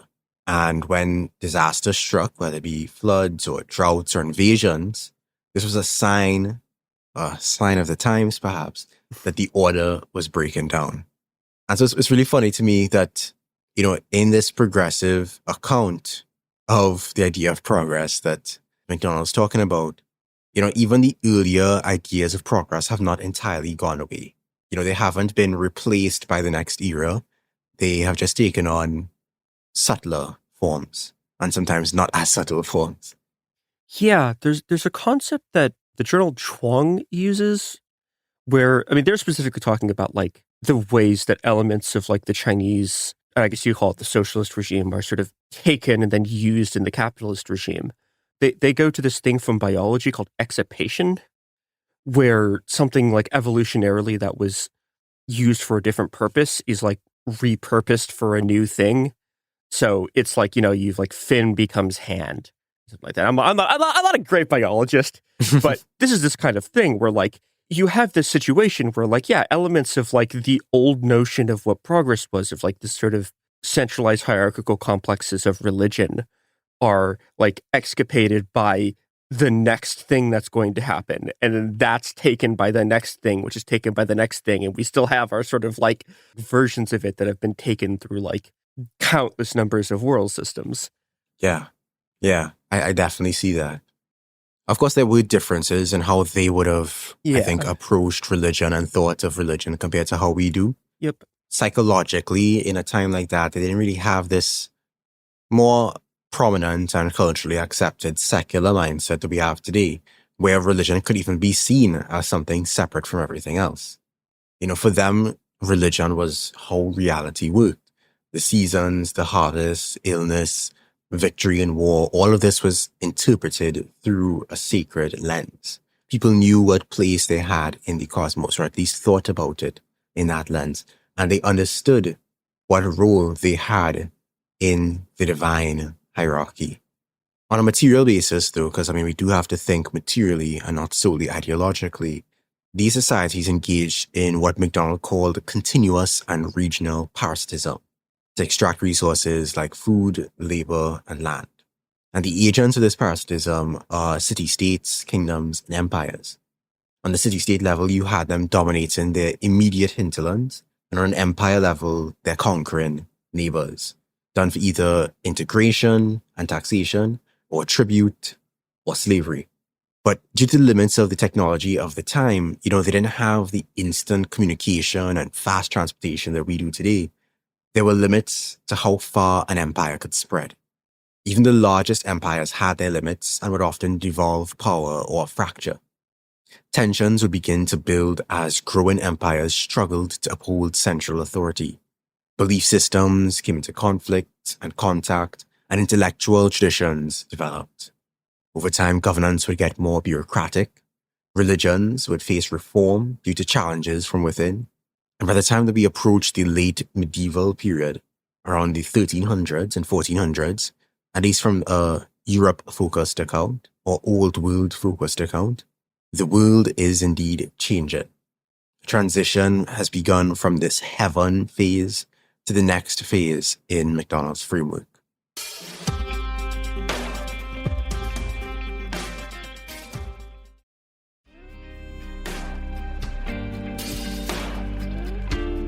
As in the nation phase from 1400 to 1900, where we move away from a world of cosmic order to a world more distinctly human, a world of human order.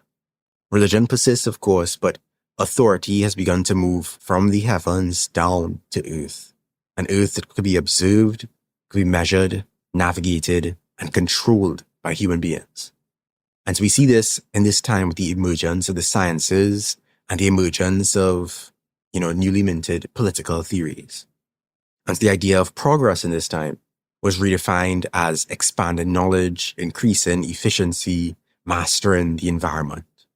Hence the scientific revolution, the Enlightenment, advances in navigation, and so on. And consequently, parasitism as a process becomes more dispersed. Extraction would stretch across continents and would be carried by maritime trade routes, taking resources from different parts of the world, including sugar, cotton, spices, metals, and labor, all flowing through increasingly complex global systems and increasingly industrial supply chains, as wealth starts accumulating in certain regions thanks to the extraction of others. The rich is being built up in one place because of the poverty being developed in another place. As the agents of this time of the kingdoms and empires, but also newly minted corporate charters and nation states. And to be clear, I'm not trying to say that these are the sole agents of history in any of these particular periods, but just that they were significant. I don't want to deny the role of, the politics from below, the rabble, as Graeber sometimes refers to them, who would have also shaped the development of history. Yeah, I think it's also worth noting, too, and it's something you were talking about from the top, but as with all of these sort of really, really broad sweep looks at history, this is capturing trends in a few places in the world as they moved. There are obviously many, many, many other things that are also coexisting with all of these systems at the same time. The entire world in 2000 BC is not just mirror images of the Shang dynasty everywhere, right? There's a whole plethora of different systems that are interacting with each other from, I can't even, there's just an unbelievable sort of diversity of cultural forms, some of which are state, some of which are not.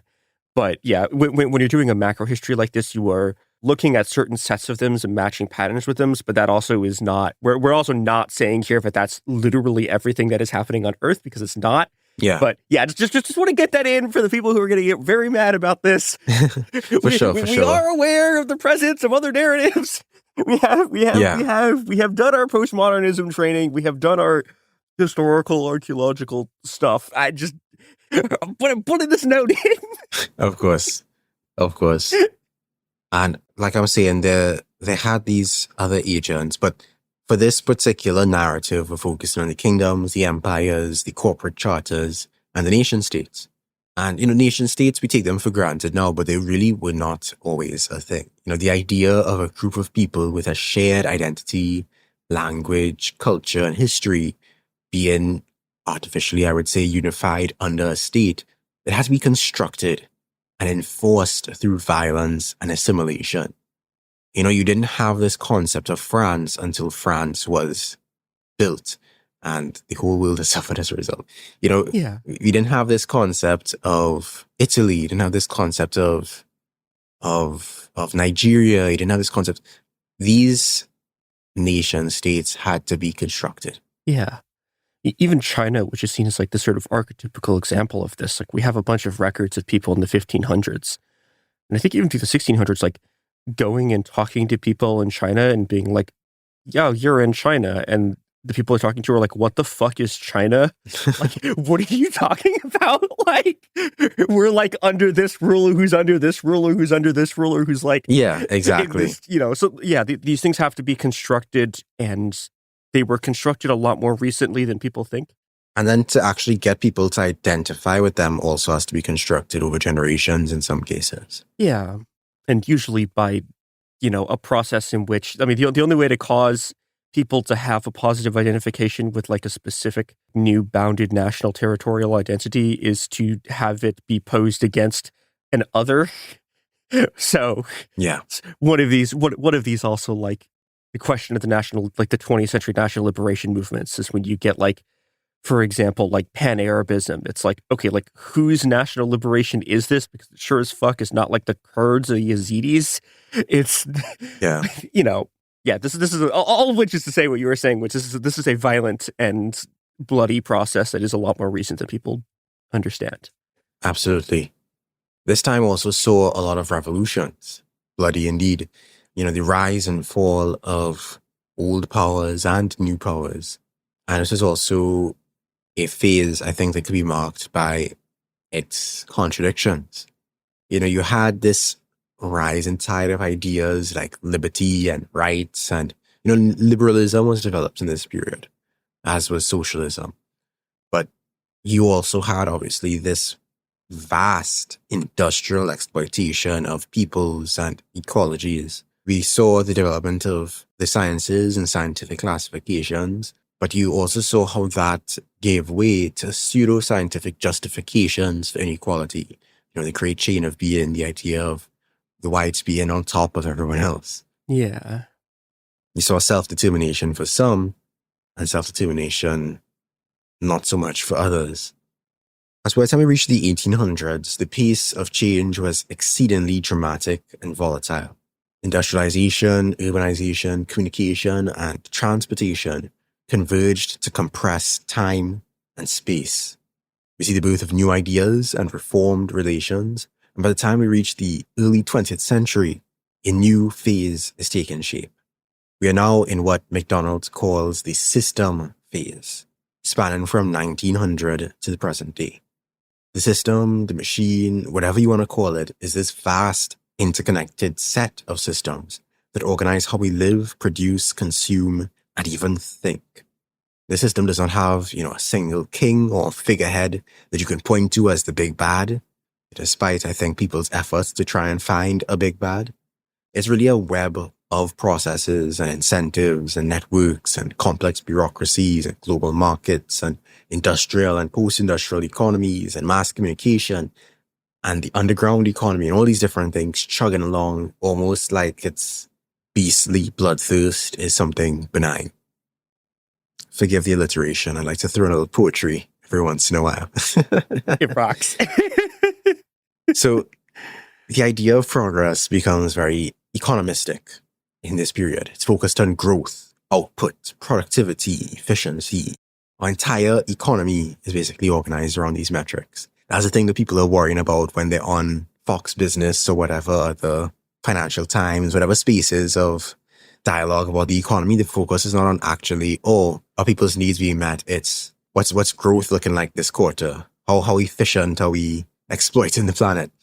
Yeah, I'm still going to be haunted forever by the clip on CNBC that we played in an ED a few weeks ago, whenever this is coming out, where the CNBC anchor goes, Trump has threatened to wipe out a civilization. What does this mean for investors? Yeah. I saw that. It's horrifying. Haunting shit. The way that our economy has been built around these metrics is truly horrifying. And you also see the idea of progress in this time tends toward the economistic. The inevitability of globalization, the ideological victory of capitalism, and so on. And parasitism in this system phase is, as the name implies, systemic. To quote directly from the book, contiguous parasitism had captured energy from indigenous societies and native, wild, and domestic species. This is the parasitism of the first phase. Disparate parasitism, meanwhile, had captured energy from indigenous societies, imperial subjects, and both exotic, wild, and intensively domesticated species abroad. And that's the second phase. And so the new form, networked parasitism, captured energy from all of these as well, but with the addition of ancient species of plant and animal in the form of fossils. This enabled concrete energy capture through increasing electrification, and then the digitization of extraction and production, and abstract energy capture from extremely large, dense populations of urban subjects. Though the foundations of this system were built in the 19th century, it was only in the 20th century that it came to dominate, end quote. So this parasitism is networked on another level. It flows through global supply chains. It extracts fossil fuels, coal, oil, gas, power, maintains the entire economy, maintains transportation, industry, agriculture, digital infrastructure. All of it, a whole world, as we've seen, has been built around these fossil fuels. And something as simple as blocking a fairly small strait can have a dire impact on the entire world, much of which is yet to be felt even as the strait has now been reopened. Well, it's not been reopened. About to be, seemingly. AI. I mean, Israel did violate the ceasefire though, right? So it probably will not be opened again. Yeah, I mean, even before that, it hadn't been reopened. I don't know. I have no idea when episode is going to come out, so I am stating for the record here. Yeah, it's very hard to commentate. It's impossible. It's like not impossible. It's extremely difficult to figure out whether the strait is open on a hour-to-hour basis. Yeah. Like, that's fair. I don't know what the fuck the strait's gonna be. Like, I don't know. Like, maybe someone will have like filled the strait in by the time this episode comes out. Like, who knows? Who knows? Yeah. Yeah. Sorry, I've been so straight pilled. That's a fair point. I guess the point I'm trying to make is even in the hypothetical scenario where the strait is fully open, we're still gonna feel the impact of that brief period of closure. Yeah. For years. Yeah.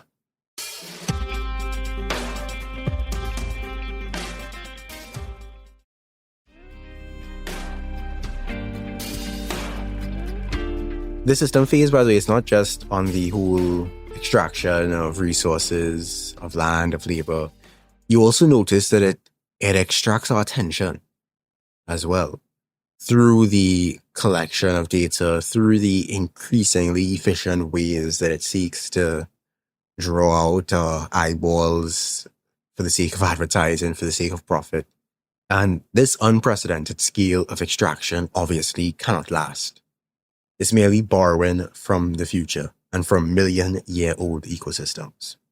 Eventually, that debt is going to catch up on us. In fact, it already has begun to catch up on us. We're not in the when climate change happens in the future. It is happening right now. And the nation states are carrying on business as usual, and business is booming. The agents of this parasitic phase do not care. This period saw the rise of corporations, these massive transnational entities. And what you'll notice about this period is that they are the agents of this time, even sometimes more than countries. Some of these corporations have more power than entire countries. And so the advent of mass communication and globalization, we also saw ideological coalitions, which could be seen as another agent in this phase. The governments, institutions, media, tech giants, and movements that share a particular worldview and shape the narratives that determine what people, be it workers, consumers, users, or citizens, believe is normal, necessary, and inevitable. As a person living in this time, it is very difficult to see it. You get used to a certain system, and it's like water to a fish. Yeah. You can feel abstract, intangible, like, what are you talking about? There's nothing besides this. Can be the reaction you get sometimes. And it is not on any one individual to understand the detailed machinations of the entire system, the biggest picture. Nobody, I think, sees all the machinations of the entire system. But nevertheless, the system sees you. It sees you as part of its functioning. And to kind of bring it to a close, what I want people to take away from this is that, you can be and you are an agent in history. Yeah. Now, whether you are an agent of history that serves as a cog in the machine, or you are an agent of history that serves as a wedge in the machine, that's really up to you. We're obviously facing down enormous wealth, deep inequality, technological advancement, military might, environmental strain, atomization. The 2020s have been a whirlwind of a decade already, and it's not even over yet. Oh, God. Still 4 more years. Yeah. This decade sucks. It really I want does. a new one. It really does. But the system is not unassailable. Yes, it can and it does adapt to our ruptures, but it is a lot more fragile than it puts forward. To borrow from, I can't remember who said it. The concept of paper tiger, it comes from Chinese mythology or Chinese military philosophy, right? Yeah, like I know Mao talks about it a lot. I don't actually know where it's from, but yeah. Yeah, but I say that to say that it's a paper tiger. A particularly sturdy paper tiger, but a paper tiger nonetheless. Yeah, and never have the people who are attempting to ride the paper tiger have, never in the entire, history of modern capitalism has it been ridden by people who have less idea what the fuck they're doing. Never have people who understand the system so poorly been in charge of it. And they are already kind of tearing it apart because they don't understand it at all.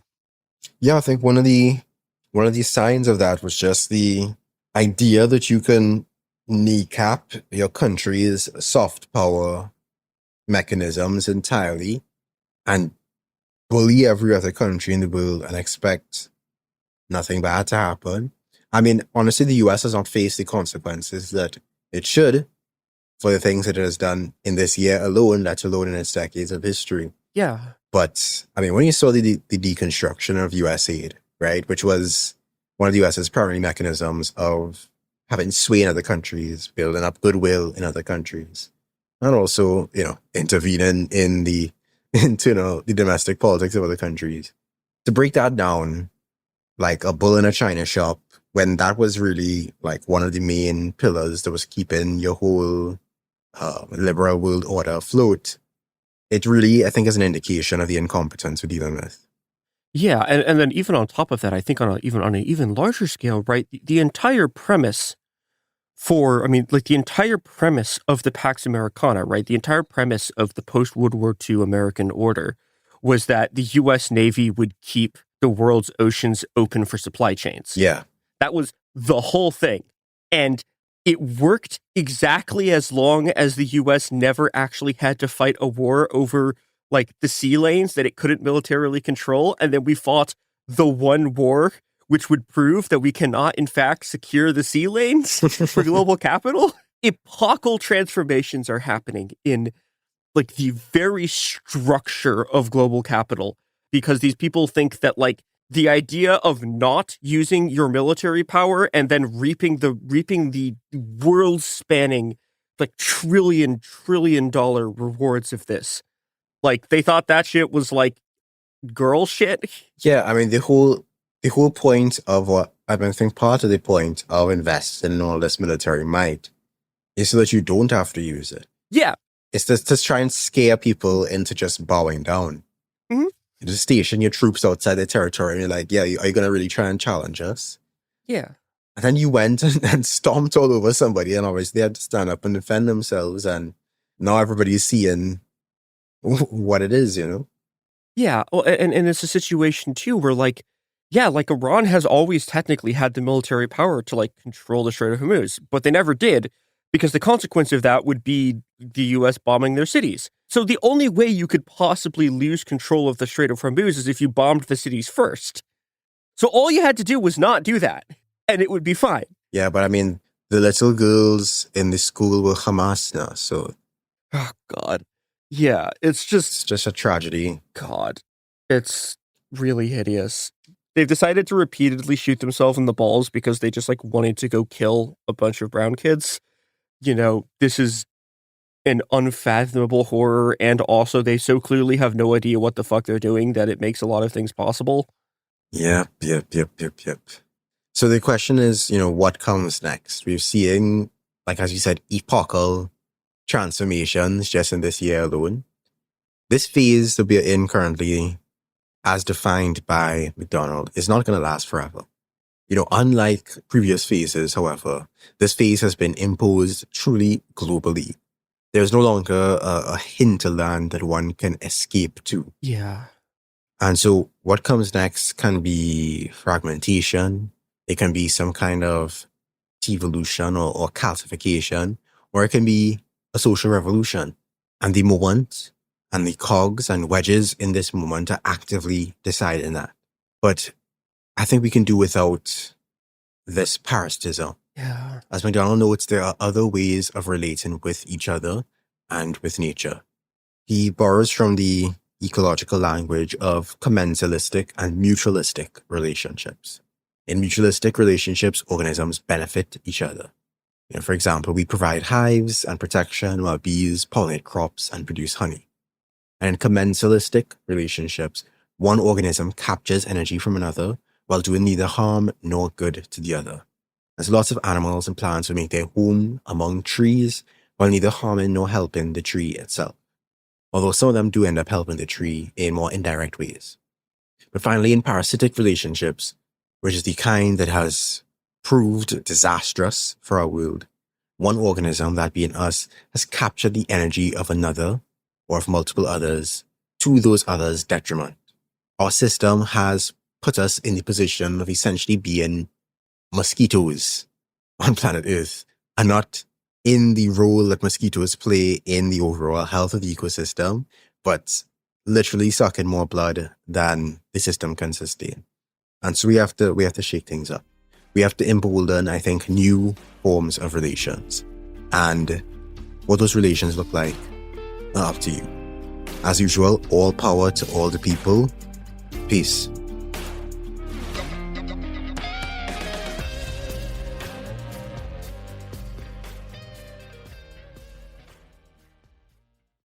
Support for the show comes from Public, the investing platform for those who take it seriously. On Public, you can build a multi-asset portfolio of stocks, bonds, options, crypto, and now generated assets, which allow you to turn any idea into an investable index with AI. It all starts with your prompt. From renewable energy companies with high free cash flow to semiconductor suppliers growing revenue over 20% year over year, you can literally type any prompt and put the AI to work. It screens thousands of stocks, builds a one-of-a-kind index, and lets you backtest it against the S&P 500. Then you can invest in a few clicks. Generated assets are like ETFs with infinite possibilities, completely customizable and based on your thesis, not someone else's. Go to public.com/podcast and earn an uncapped 1% bonus when you transfer your portfolio. That's public.com/podcast. Paid for by Public Investing. Brokerage services by Open to the Public Investing Inc. Member FINRA and SIPC. Advisory services by Public Advisors LLC, SEC registered advisor. Generated assets is an interactive analysis tool. Output is for informational purposes only and is not an investment recommendation or advice. Complete disclosures available at public.com/disclosures. This is Jacob Goldstein from What's Your Problem? Business software is expensive, and when you buy software from lots of different companies, it's not only expensive, it gets confusing, slow to use, hard to integrate. Odoo solves that because all Odoo software is connected on a single affordable platform. Save money without missing out on the features you need. Odoo has no hidden costs and no limit on features or data. Odoo has over 60 apps available for any needs your business might have, all at no additional charge. Everything from websites to sales to inventory to accounting, all linked and talking to each other. Check out Odoo at odoo.com. That's odoo.com. Let's talk about modern home shopping. It's sort of become a fun side hobby, right? Scrolling listings at night, dreaming about kitchens you've never seen, or backyards you haven't even stepped foot in, all from the comfort of pretty much anywhere. Redfin knows a lot of people like you want to own, but are stuck in this browsing mode loop. That's where Redfin flips the script. With listings that update within minutes and tours you can book right from the Redfin app, you can see your dream home the moment it appears. Now, liking a listing is easy, but actually landing it, that's where Redfin comes in. Redfin has over 2,200 agents with local expertise. And Redfin agents close twice as many deals as other agents. That means they want to help you win, not just window shop. Redfin is built to help you go from just looking to wait, this could actually be home. So become the newest neighbor on the block. Visit redfin.com to start finding and start owning. That's redfin.com. This is Martha Stewart from the Martha Stewart Podcast. Ever wonder how to make hosting look effortless? Here's a secret. When prepping for cooking and baking, get ahead of the mess with new Reynolds Kitchens countertop prep paper. Just lightly wet the counter so the paper grips. Lay it down, and drips and spills stay on the paper, not on your counter. Cleanup is as simple as lifting it away to reveal clean counters. Effortless? It is, thanks to Reynolds Kitchen's countertop prep paper. Wet it, set it, prep it, done. Available in the Reynolds Wrap aisle at Walmart, Target, Amazon, and Costco. Welcome to It Could Happen Here, a podcast where the thin veneer of democracy that has hitherto veiled the settler colony of the United States in the mask of humanity is being increasingly ripped away, leaving behind, I think calling it a new Jim Crow is, that title's already been used for something else, but it's a return overtly to some of the worst discrimination of the Jim Crow era. So I'm your host, Mia Wong. Let's talk about what is actually at issue here. And that is a recent Supreme Court ruling called Louisiana v. Calais. On a sort of micro level, this is about the question of, can Louisiana just eliminate the 2 majority black districts that it had in its congressional map in 2024? Getting to this map in the first place was a subject of really intense civil rights litigation to get to the point where there were 2 majority black districts in 2024. On a macro level, what is at stake here is, can a state create an electoral map where they spread all of the black voters across different districts in order to make them a minority in every district, thus making it impossible for black voters to select a candidate of their choosing? Until now, the answer was no, because this is specifically what the Voting Rights Act was passed to stop. Like, this specifically, like this is one of the very specific things. I cannot emphasize this enough.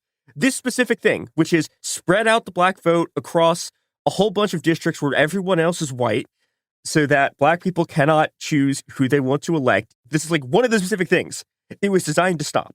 Again, up until now, you have not been allowed to do this, and this has led to the creation of what are called minority-majority districts. This is a long and complicated history that, frankly, could be its own, probably is like multiple people's doctoral dissertations. The short version of what a minority-majority district is it's a district where the majority of voters are from a minority group, thus allowing people from a minority group to select a candidate of their choosing. There are a lot of these districts in the South specifically to prevent Republican politicians from making it impossible for black voters to elect anyone they chose. And fundamentally what's at stake here, right, is the constitutional right to elect a candidate of your choosing if you are part of a minority group, right? This is why all of this stuff was passed in the first place, because under what we call Jim Crow, it was extremely easy for a white majority to simply effectively deny the rights of black people. And this is other non-white people too, but like this is primarily black people. It was very, very easy to simply deny them from ever getting to elect anyone by just drawing maps where a candidate that they would vote for can never be elected. This is one of the bases of Jim Crow overt discrimination. The Supreme Court has decided no, actually. What they've decided is that if the Republican Party that controls the legislature draws a map that does the thing we've been talking about, where they spread out all of the, like specifically the black vote into a bunch of districts so that black people can't elect a representative. In order to challenge this as violation of your voting rights, you have to definitively prove that the intent was racism and not literally anything else. So, for example, and this is the thing that's really at issue here, right? You have to prove that they specifically wanted to do this out of racism and not just because they want to elect Republicans by gerrymandering it partisanly, which is amazingly a thing that's legal to do in the United States for reasons that are incredibly baffling. And also, you have to be able to prove that they created this map specifically out of the intention to disenfranchise a minority group. And also, you have to create a map that would allow them to achieve whatever other goals they supposedly want. Like, for example, again, making sure that Republicans have all the seats in a state, but also not be racist. So you have to create a map for them that would allow them to do this in order to prove that there could be another map that achieves their goals of like partisan gerrymandering that isn't also racist, it's completely unhinged. Legally, this is a shambles. We have covered some downright like hideous nonsense on this show in terms of Supreme Court decisions, right? Like this Supreme Court has just the lowest level of legal literacy in like living memory of any Supreme Court. It is astounding the kinds of just absolute horseshit they are popping out with. This is maybe their worst ruling, which is difficult to prove because there have been so many abhorrent ones, even just from a pure legal perspective. This one is so bad, it defies belief. So, okay, one of the main issues here is Section 2 of the Voting Rights Act. I'm just going to read what it says. Quote, no voting qualifications or prerequisite to voting or standard practice or procedure shall be imposed or applied by any state or political subdivision in a manner which results, and keep that in mind later, which results in a denial or abridgment of the right of any citizen of the United States to vote on account of race or color or in contravention of the guarantees set forth in Section 1973B. So again, I can't emphasize this enough, right? The way this is written is that it says that you can't apply qualification or prerequisite to voting or have any standard or practice or procedure cannot be imposed by the state or any other political subdivision that results in the denial or abridgment of the rights of citizens to vote on account of race, right? It specifically says results. It does not say intent. Now, this is incredibly important because Alito is like, no, fuck that. Actually, you have to prove intent. I'm going to quote from a piece in SCOTUS blog by Edward Foley, who has an extremely long title of the Charles B. Ebersold and Florence Whitcomb Ebersold Chair in Constitutional Law. He's the director of election at law at Ohio State University. He's written a book on electoral law. He is a constitutional law professor who specifically does election law. He is like by no means a leftist. He's coming in to the right of like Justice Jackson in her dissent in this case, right? But even he, I'm just going to quote what he writes about this. He calls this ruling an abomination, which is like a thing that you don't really get from like legal people. They don't say shit like that. I'm going to quote what he says about this. Quote, the ruling purports to interpret the Voting Rights Act Section 2, but it destroys the central meaning of the section, converting it into the exact opposite of what Congress meant for it to do.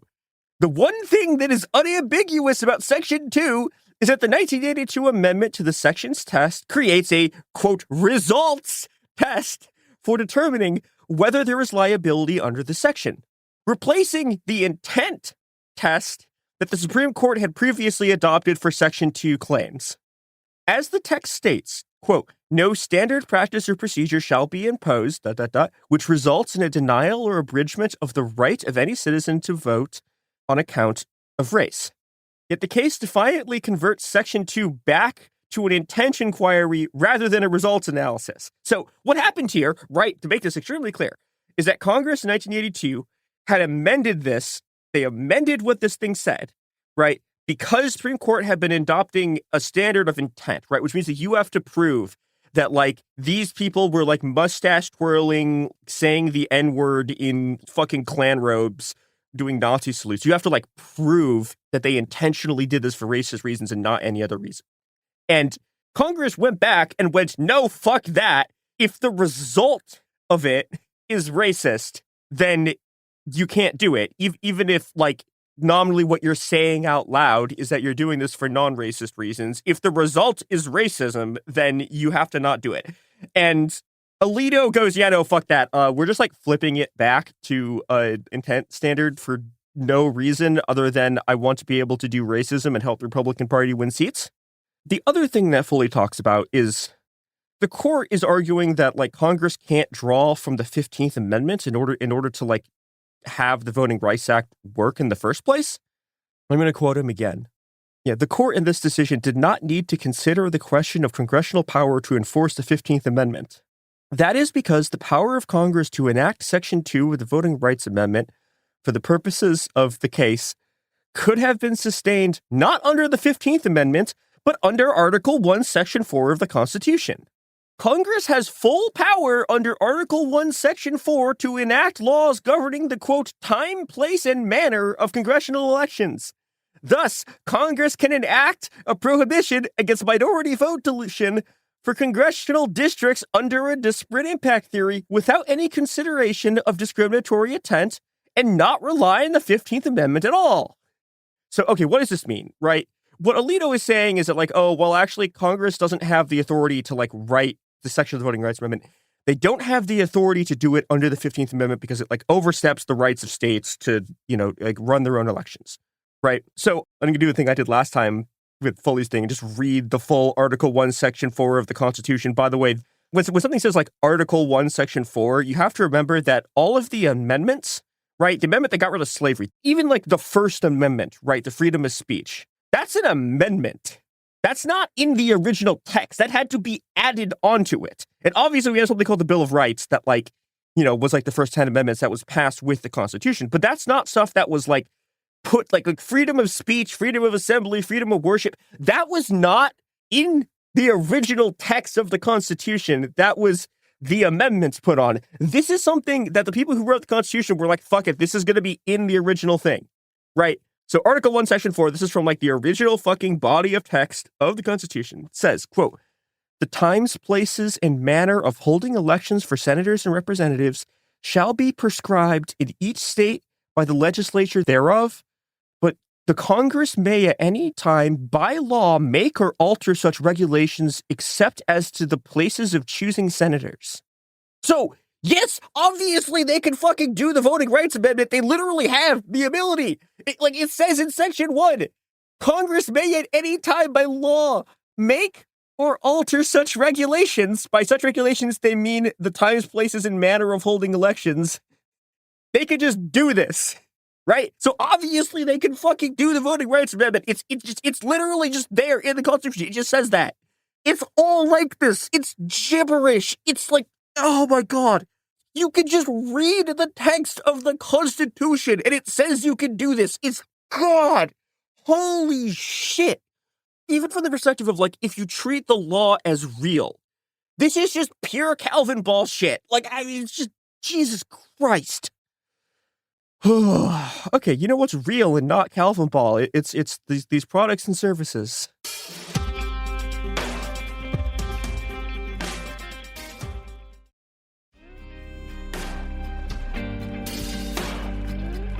We are back.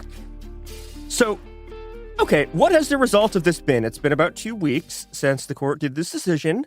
The court immediately followed this up by allowing Alabama to gerrymander the shit out of their upcoming election. They're doing this via, again, the shadow docket, which is their ability to just be like, no, fuck you, we're not ruling on this case, without actually issuing a decision. An unsigned one-paragraph thing from the court can just dictate what the law is. It's great. It's amazing. And by amazing, I mean Jesus fucking Christ. This happens about a week after the original Supreme Court decision. This shadow docket allows Alabama to put in place a map that was already found to be explicitly racially motivated. A thing Alito said in the decision that he wouldn't do, right?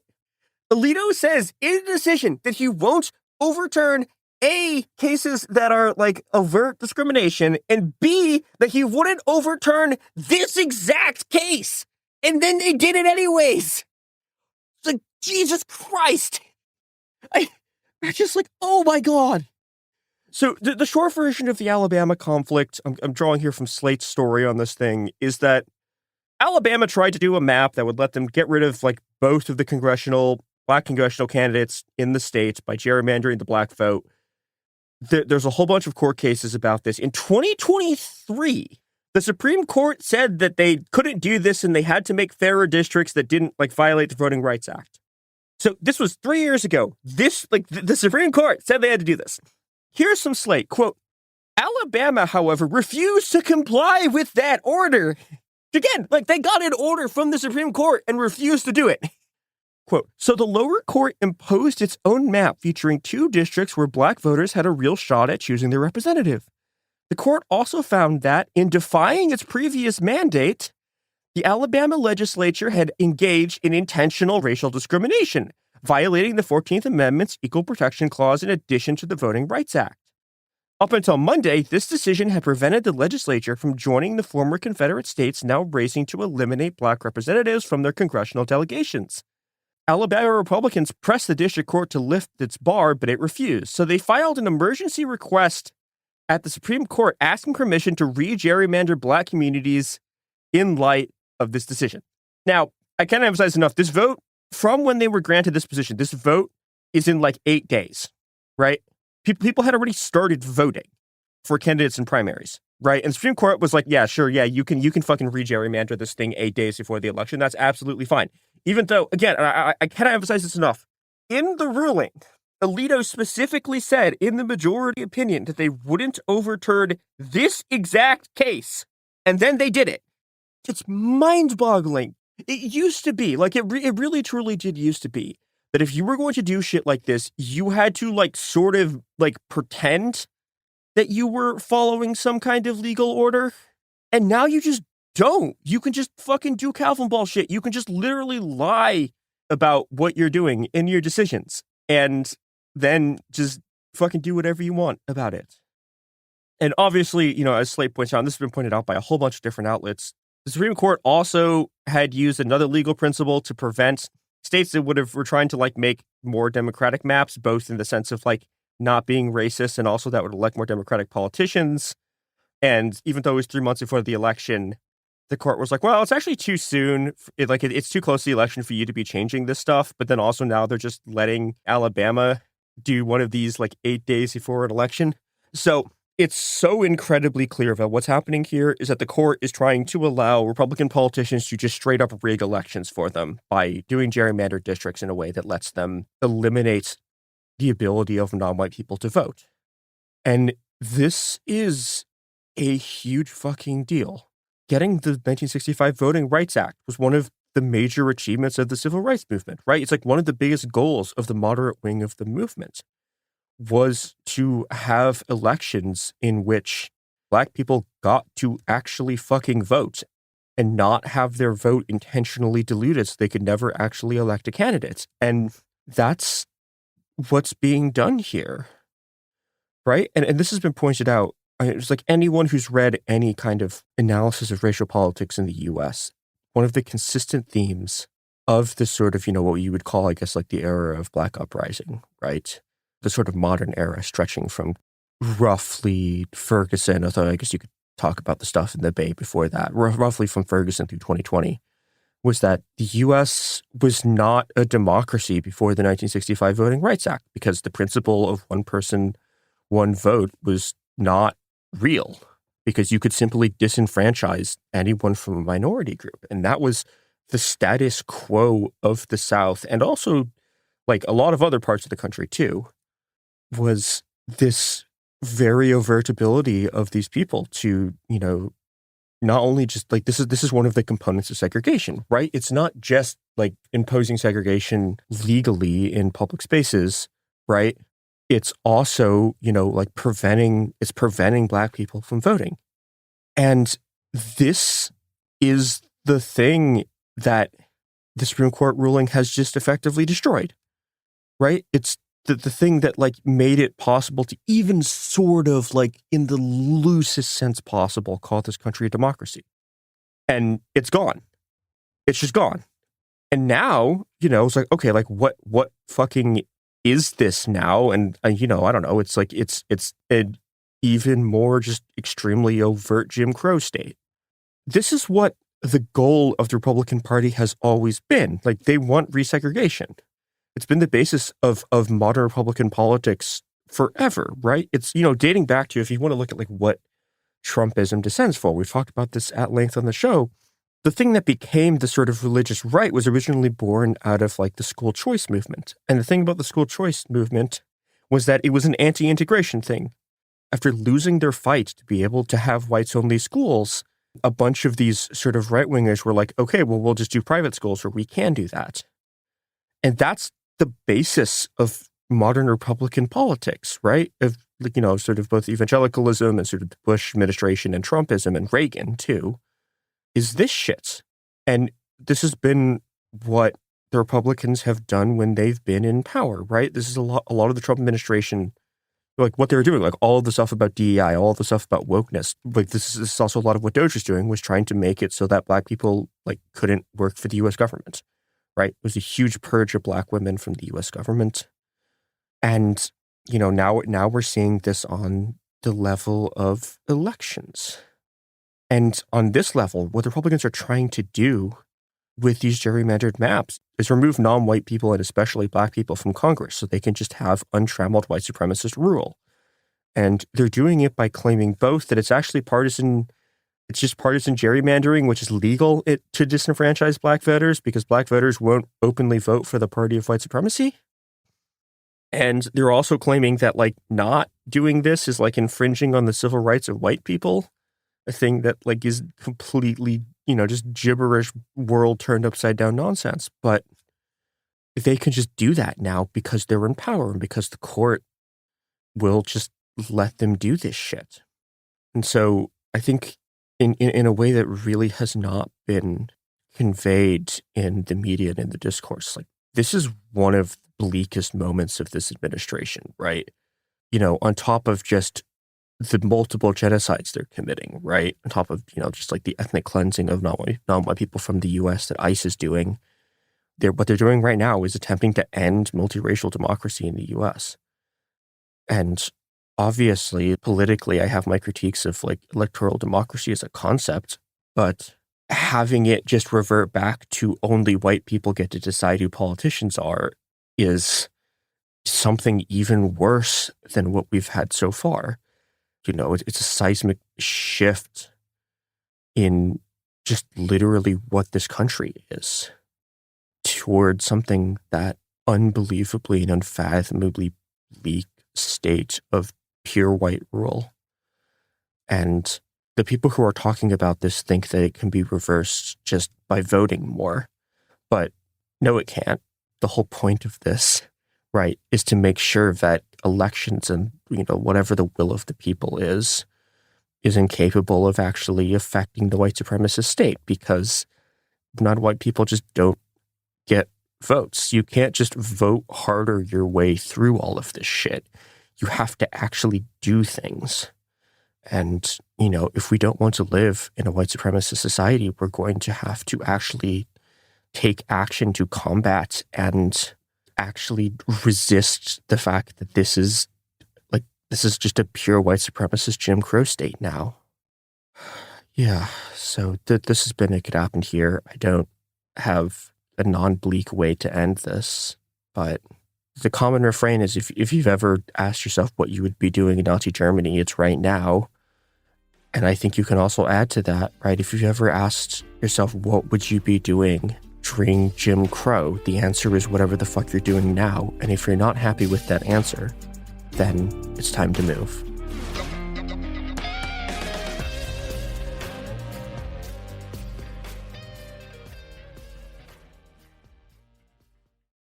Support for the show comes from Public, the investing platform for those who take it seriously. On Public, you can build a multi-asset portfolio of stocks, bonds, options, crypto, and now generated assets, which allow you to turn any idea into an investable index with AI. It all starts with your prompt. From renewable energy companies with high free cash flow to semiconductor suppliers growing revenue over 20% year over year, you can literally type any prompt and put the AI to work. It screens thousands of stocks, builds a one-of-a-kind index, and lets you backtest it against the S&P 500. Then you can invest in a few clicks. Generated assets are like ETFs with infinite possibilities, completely customizable and based on your thesis, not someone else's. Go to public.com/podcast and earn an uncapped 1% bonus when you transfer your portfolio. That's public.com/podcast. Paid for by Public Investing. Brokerage services by Open to the Public Investing Inc. Member FINRA and SIPC. Advisory services by Public Advisors LLC, SEC registered advisor. Generated assets is an interactive analysis tool. Output is for informational purposes only and is not an investment recommendation or advice. Complete disclosures available at public.com/disclosures. This is Jacob Goldstein from What's Your Problem? When you buy business software from lots of vendors, the costs add up and it gets complicated and confusing. Odoo solves this. It's a single company that sells a suite of enterprise apps that handles everything from accounting to inventory to sales. Odoo is all connected on a single platform in a simple and affordable way. You can save money without missing out on the features you need. Check out Odoo at odoo.com.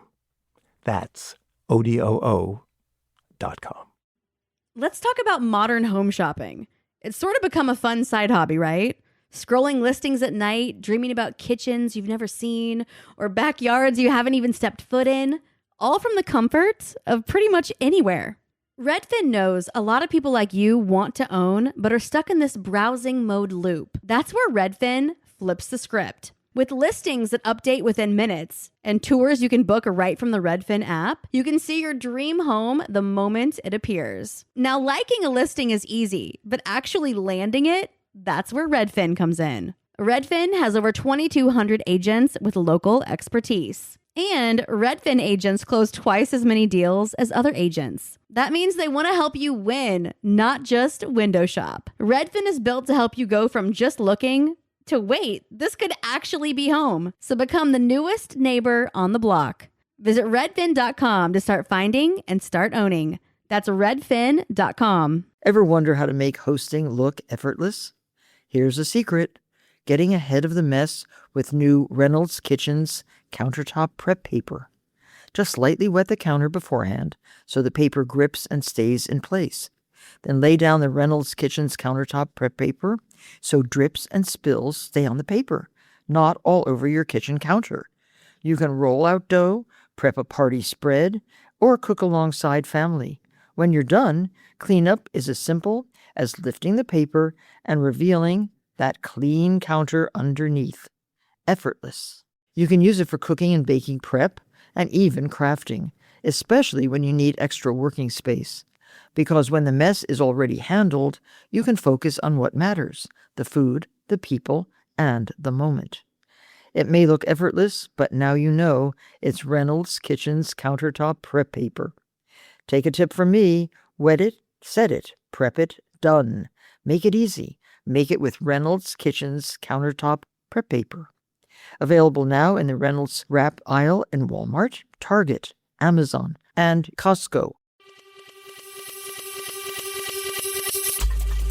Speaking of things that are on fire, America. All right, I did my job. Garrison, what are we doing? Who are we? This is It Could Happen Here, Executive Disorder, our weekly newscast covering what's happening in the White House, the crumbling world, and what this means for you. I'm Garrison Davis. Today I'm joined by James Stout and Robert Evans. Yep. This episode, we're covering the week of May 6th through May 13th. Yep. James, some small news items to open us up. My little grab bag of news stories, yeah. The United Kingdom parachute dropped supplies and medical personnel into Tristan da Cunha last weekend to respond to the hantavirus outbreak. A man had got off the cruise ship where the outbreak began in April and returned to Tristan da Cunha, where he resides. I think the cruise ship stopped at Tristan da Cunha. This weekend, British paratroopers from the Pathfinder platoon tandem jumped a doctor and a nurse onto the island, along with supplies, including oxygen, which was critically low on the island. The patient had reported symptoms 2 weeks after disembarking the cruise ship, and they'd spent that time on the island, and therefore there's a fairly high chance that they've interacted with other people, right? The island has no airstrip. There was such a low supply of oxygen that there obviously wasn't time for a boat to get to Tristan da Cunha. So the UK conducted this extremely unusual. This is the first time the UK has ever done it. The island has a population of around 220 people and only 2 medical professionals who are obviously exhausted after delivering care to this person who's on oxygen for several weeks. Yeah. So they jumped a couple more in there. Yeah, fairly audacious response to the hantavirus. Secondly, and I think we can also agree of equal importance, Japanese snack food giant Calbee is switching to black and white packaging for its snacks. No! Garrison is loading a gun right now. This is a significant portion of my daily diet. Yeah. Garrison won't be able to make it through this one. Garrison's going on hunger strike. They are wiring a crude detonator together, it looks like. I'm going to join Iran to put an end to this madness. This is because ingredients used for the ink on its normal colorful packages are hard to come by, thanks to the war with Iran and its effects on world trade. Yeah, so if you got one of those little stickers that says "I did that," and you've got a packet of black and white crisps, now you can combine the two. Put on your black and white lame ass chips. Yeah, the one thing that gave us joy is gone. The Nigerian military has once again carried out an airstrike on a market, killing at least 100 civilians, according to Amnesty International. The airstrike on the Tumfa market is the second in a month to hit a market. The Nigerian military claims the area was a hideout for bandits, but it has yet to acknowledge the civilian death toll. Government in this area is more or less like only present through its ability to project force like this. And I've seen interviews with locals suggesting the town was under the control of non-state groups. Previously, people remember the Nigerian government has suggested that anyone doing business with the people it's targeting is also a legitimate target. Yep. Which is how it has justified dropping bombs on crowded markets like this. CNN is claiming that the CIA facilitated a car bomb in Sinaloa. The article seems to have sources in or very familiar with the operations of Ground Branch. It also alleges that the US government employees who were killed in the car crash last month were members of Ground Branch. More than the facts of this story, it doesn't shock me that the CIA is killing people in weird ways in different countries. No. That is one of the things that they do. That's like the CIA's job. Yeah. The fact that CNN has a source that is leaking Ground Branch operations, that is not usual. For someone in the CIA to be talking to someone at CNN while these operations are ongoing, right? And operations in Mexico are exceptionally high risk for these kinds of folks. Like in 2012, some Mexican federal cops opened fire on US government employees, presumably not acting on behalf of the federal government, right? Obviously, it puts this mission at risk, which isn't this is already a high risk thing. But the fact that somebody has felt the need to leak this to CNN is pretty remarkable. Speaking of potential CIA leaks, former director of the National Counterterrorism Center, Joe Kent, claimed on X, the Everything app, that before the president launched the war in Iran, quote, the U.S. intel community, including CIA, was in agreement that Iran wasn't developing a nuclear weapon and that Iran would target U.S. bases in the region and shut down the Strait of Hormuz if they were attacked by Israel and the U.S., unquote. The Supreme Court extended access to remote prescription and mail delivery of the abortion pill mifepristone until Thursday, May 14th, which is the day this episode releases, the night this episode releases. Around Thursday, they're expected to make a shadow docket ruling on whether Louisiana's ban on mail-order abortion pills can go into effect as the case continues through a lower court. A golden statue of President Trump was unveiled at a Trump resort in Miami last week. The statue was blessed by evangelical pastor Mike Burns, who said, quote, let me be clear, this is not a golden calf, unquote. God, it's so hard. I you went through everything you just the little parade of horrors like you do every week, and then you just drop that there's a priest blessing a golden statue pastor. of Trump. Pastor. Sorry, you're right, pastor. Yeah. And I know that that he addressed in the moment the whole golden calf thing of it all, which is funnier that he knew I gotta say something. I gotta make a comment on That's this. what got me, that he felt that he needed to address the golden calf in the room. Really genuinely funny. My "this is not a golden calf" shirt has a lot of people asking questions already answered by the shirt. Oh fuck. Yeah, it's great. But yeah, grim stuff. Yep. So a national survey of 1,000 Americans by NewsGuard and YouGov suggests that about half of people in the United States they surveyed think each of the attempts on Donald Trump's life was staged, or they're not sure if it was real. For the White House Correspondents' Dinner attempt and the Butler, Pennsylvania attempt, 24% of those surveyed thought the attempts were staged. 32% were not sure in the White House Correspondents' Dinner attempt, and 29% for the Butler, Pennsylvania event. It's more than half if you add them up. I'm not convinced it was real. Super funny. I'll quote from the report here. Of the 12% of Americans who said all 3 attempts were staged, 55% were Democrats, 38% were independents, and 7% were Republicans, according to the report. Really interested in that 7%. Yeah. What are they getting out of that? I don't. Yeah, and like, in what way do they think it was just like, hell yeah, we're owning the libs. We're staging. We did it. Look at us go. I think it may just be like, well, I voted for Trump because I wanted my taxes to be lower, but I know he faked that. Yeah. This is obviously worrying, and this trend is something we've been talking about for years at this point. This is why I've been kind of such a hard ass about the liberal conspiracism that is growing. I don't even find it worrying anymore, Garrison. I find it liberating that we're finally We've here. escaped And I can truth. just be like, look at that. We're finally free from the shackles of truth. Yeah. Everyone's down in the muck together. Nobody's standing pretty anymore. Everybody's just wallowing like a filthy pig in shit. That is pretty much the status of the US news market right now. Yeah, I'm fine with it. God, it's fucking bleak. It's so bleak. Like, I don't want to address like the factual elements of each thing because there's no point, right? But we should all know that's useless by now, right? Yeah. Just have we not gotten to a place free of that yet? Yeah, I know. I really don't know what to say about that. I mean, there are like real issues here. A conspiratorial base can be more easily recruited into reactionary thought. Right? This is the idea of the cultic milieu.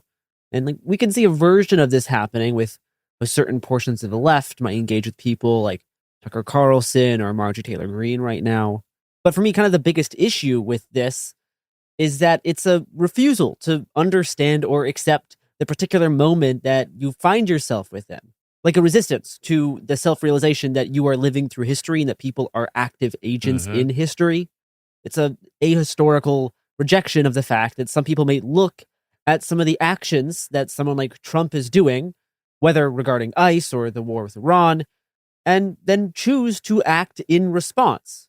Or in the case of the Butler shooting, the result of social disintegration or underregulation manifesting as someone's violent, nihilistic expression, similar to the mindset of like a school shooter.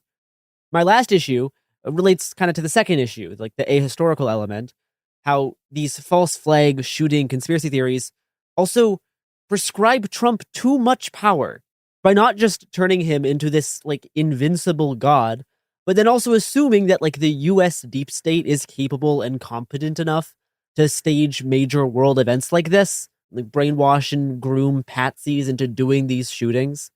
And like this also obviously removes the agency and the clearly defined history of the people that do these own shootings, right? It rejects this, like I said, this relates to the second thing. It rejects or refuses to understand the moment that you're living in and that people actually are active agents of history. And like the people that do these shootings have their own family and their own friends. They have their own history that we can show and prove. And assuming that all this is like fake, that like the government has like manufactured this or somehow like turned someone who was a normie kind of liberal suddenly into like doing a shooting or has like faked this backstory, right? It gives the government so much power, right? It assumes that the government has power like a magical wizard that totally controls reality. Yeah. Anyway, for our first main story today, let's talk about Turning Point USA.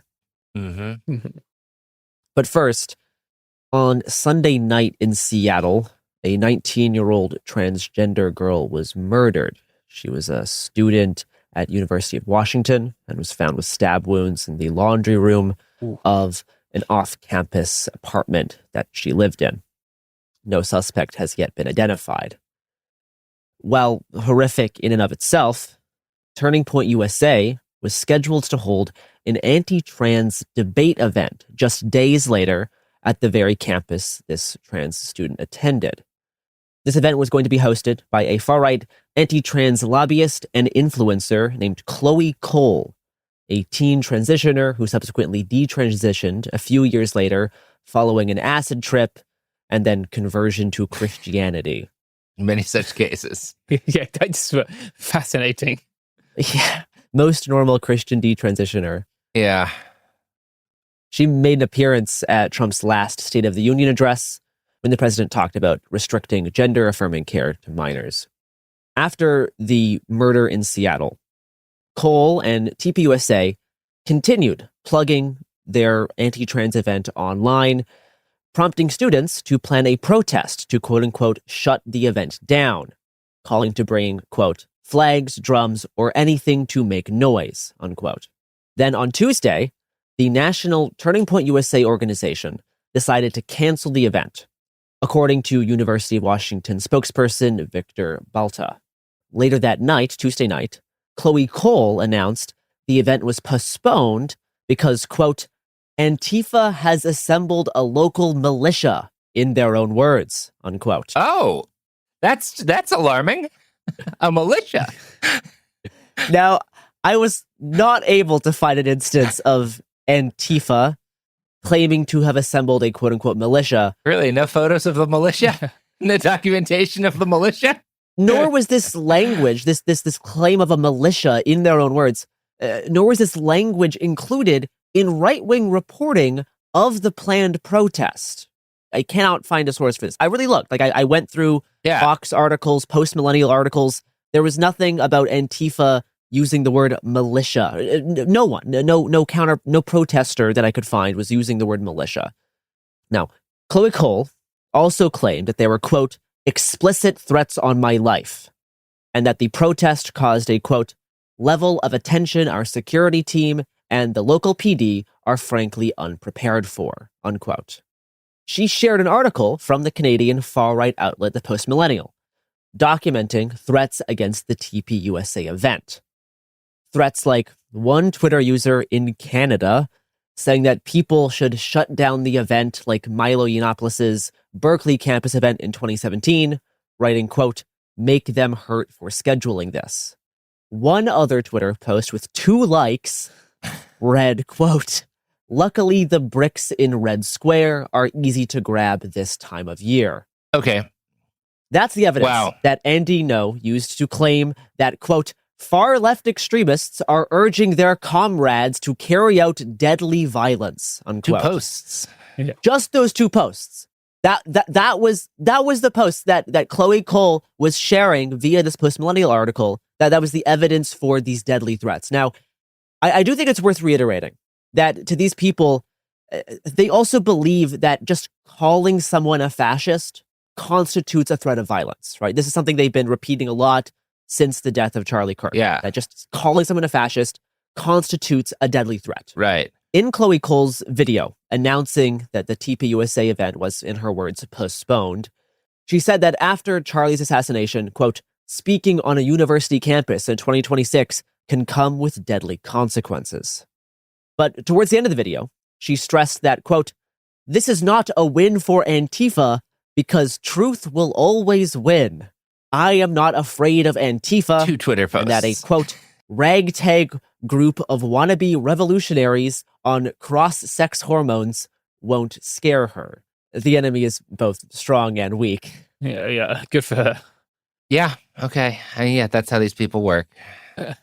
Now, while I was watching Chloe Cole's video, something sprang to mind.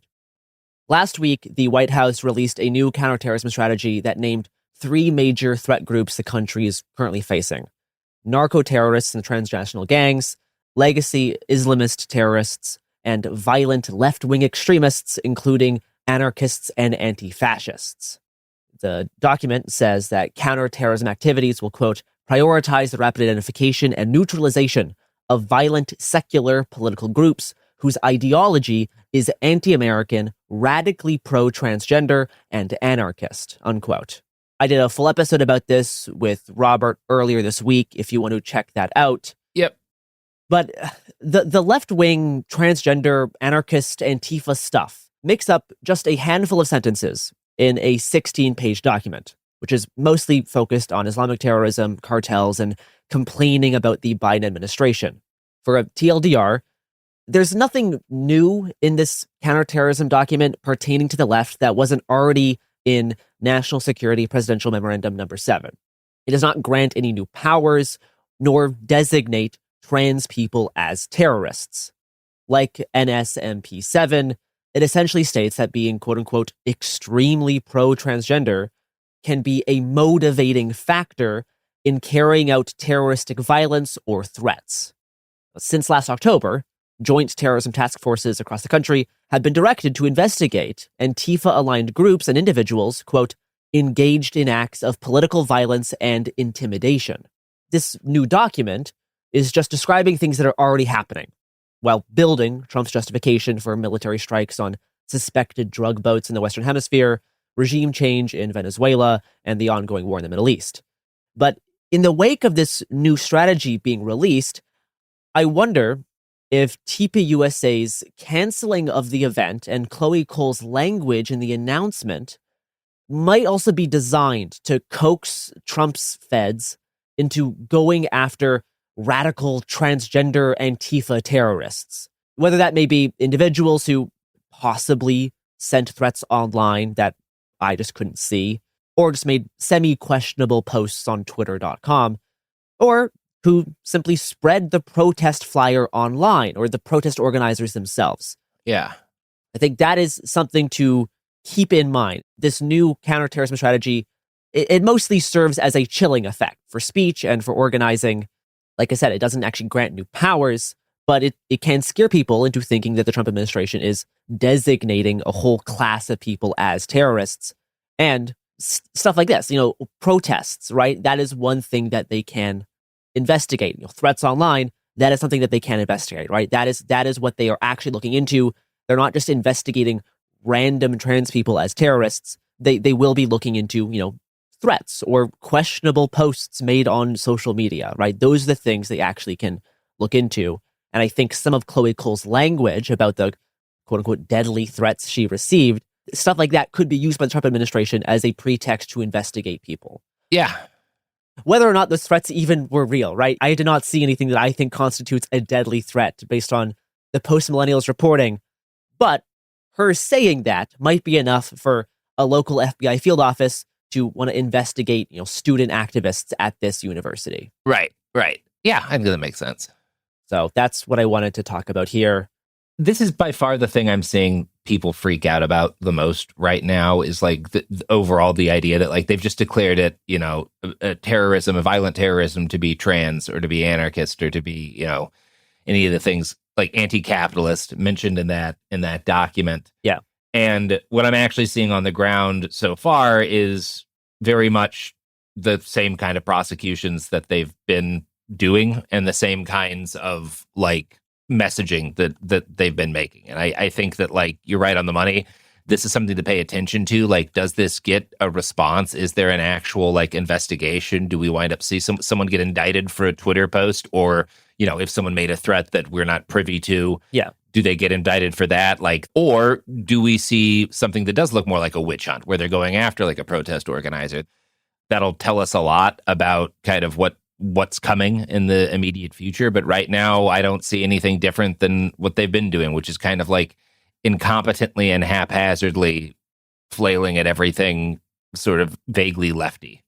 Yeah. And I think including this in a document like the counterterrorism strategy, also serves as a chilling effect, right? This is to scare people. They're trying to spook you into not doing anything, right? That is a part of their strategy. Yep. But, they have investigated people for making death threats for years, right? The Biden administration and their FBI. It's illegal to make death threats, by the way, if they're actual death threats. Yeah. That is illegal. Yeah. The FBI under Biden investigated Stop Cop City. The charges against the protesters at Prairieland started, that investigation started before NSMP7 was even, released, right? This is not new, but it is something to keep an eye on. Yeah. To see if their scope is actually changing. Right. You know what else is changing in scope? Our sponsors. Are they? Not really. No, same shit. Yeah.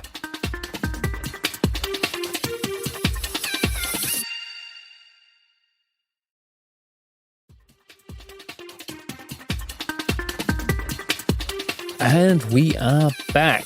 And we are back to talking about the war in Iran. So I want to start off with President Trump's extremely vocal criticism of Kurdish groups. one can assume in Iran, but it doesn't necessarily seem that his criticism is limited to Kurdish groups in Iran. Let's play the clip. The level of ferocity for protests, the people are watching it. They want to go out on the streets. They have no weapons. They have no guns. We thought the Kurds were going to give us weapons, but the Kurds disappointed us. The Kurds take. They have a great reputation in Congress. Congress says, they fight so hard. No, they fight hard when they get paid. So I'm very disappointed in the Kurds, but they were given. I said it wasn't going to work, by the way. I guess I have to say it. I disagreed with what they did. They gave it. I said, they'll never get there. And I was right. I like to be right. In this case, too bad. But we sent some guns with ammunition, and they were supposed to be delivered, but they kept it. I said they're going to keep it. But what do I know? I've only been doing this a short period of time. What do I know? Go ahead. Yeah, fascinating. Here's Dia Kurda asking him about this. Mr. President, thank you so much, Mr. President. Mr. President, yesterday you said you gave the Kurds arms, but they took it for themselves. A U.S. military official says that the Kurds have not received any arms, and the Kurdish political parties are denying receiving any arms. President Trump, regarding So the officials are wrong. Yes. Yeah. That's well, the Kurds could be so many things. Like they just said that officials, I'm assuming the KDP and the PUK is who they're referring to, but that's just like the two big parties in Iraq, which isn't even all of the Kurdish parties in Iraq. Like, not to mention all of the different armed groups but like, I have no idea who he sent guns to, and I don't know that he does. Yeah, or if he did. He seems pretty confident that he did. Yeah. This is like the opposite of Iran-Contra, where the president's saying, like, I definitely sent them guns. I'm running guns. I was running guns. And everyone else is like, we have no fucking clue what he's talking about. Yeah. So I'm guessing this refers to his previous theory that they had supplied guns to Iranian Kurdish groups in January, at the time when there were large-scale protests in Iran, that those Iranian Kurdish groups were expected to deliver to presumably Persian protesters, presumably in large cities such as Tehran. The Jerusalem Post has reported that Trump himself personally vetoed this exact plan in January after receiving pressure from Turkey to do so. There were some armed actions in January, but small arms, as we've said before, would not really have tipped the balance here. Iran's army, police, Basij, the IGC, as we've seen since February, can survive assault from the US and Israel. It's not going to be toppled by a bunch of people with AKs. They would have bombed whole cities if they had to. We covered this at the time in our episode about it with Gordain, but most of the Kurdish groups I've spoken to don't have responses at this time, but the PAK, that's the Kurdistan Freedom Party, sent me this comment regarding the protests in January. Quote, from the end of December 2025 through approximately January 20th, 2026, the Iranian regime committed an unprecedented massacre across Ilam, Kermanshah, and Loristan. They mobilized Hashd al-Shabi militias into Persian cities and deployed a massive military presence into our territories. In order to defend our citizens, we targeted the outposts and military bases where these forces were stationed. We confirmed that, yes, we carried out these operations. So what they're confirming there is that they carried out operations not where the weapons came from, right? But we saw those operations in January. Polat Yan, famous, I guess, for being a founding member of the YPG or of Khwendekar, an SDF commander. He's also an author and politician. Did make a statement which I thought was interesting. I'm going to read it, at least a good amount of it, because I think it's worth it. Quote, the Kurds are not mercenaries. Kurdish blood is not cheap, and the lives of Kurdish youth are not for sale. The Kurds are fighting for their freedom, dignity, and political rights, not to serve the temporary agendas of regional or international powers without any clear outcome for the Kurdish people themselves. At the same time, the Kurds have repeatedly shown their willingness to cooperate in fighting terrorism, extremism, and instability in the Middle East. Kurdish forces played a central role in the defeat of ISIS and contributed greatly to regional security. But cooperation must be based on mutual respect, clarity, and long-term political understanding. I do not know the accuracy of the recent claims regarding weapons allegedly sent to protesters inside Iran. If such operations truly existed, then the American side should clearly explain which group, force, or individuals received those weapons. A nation of tens of millions of people should not be collectively accused through vague and unverified statements.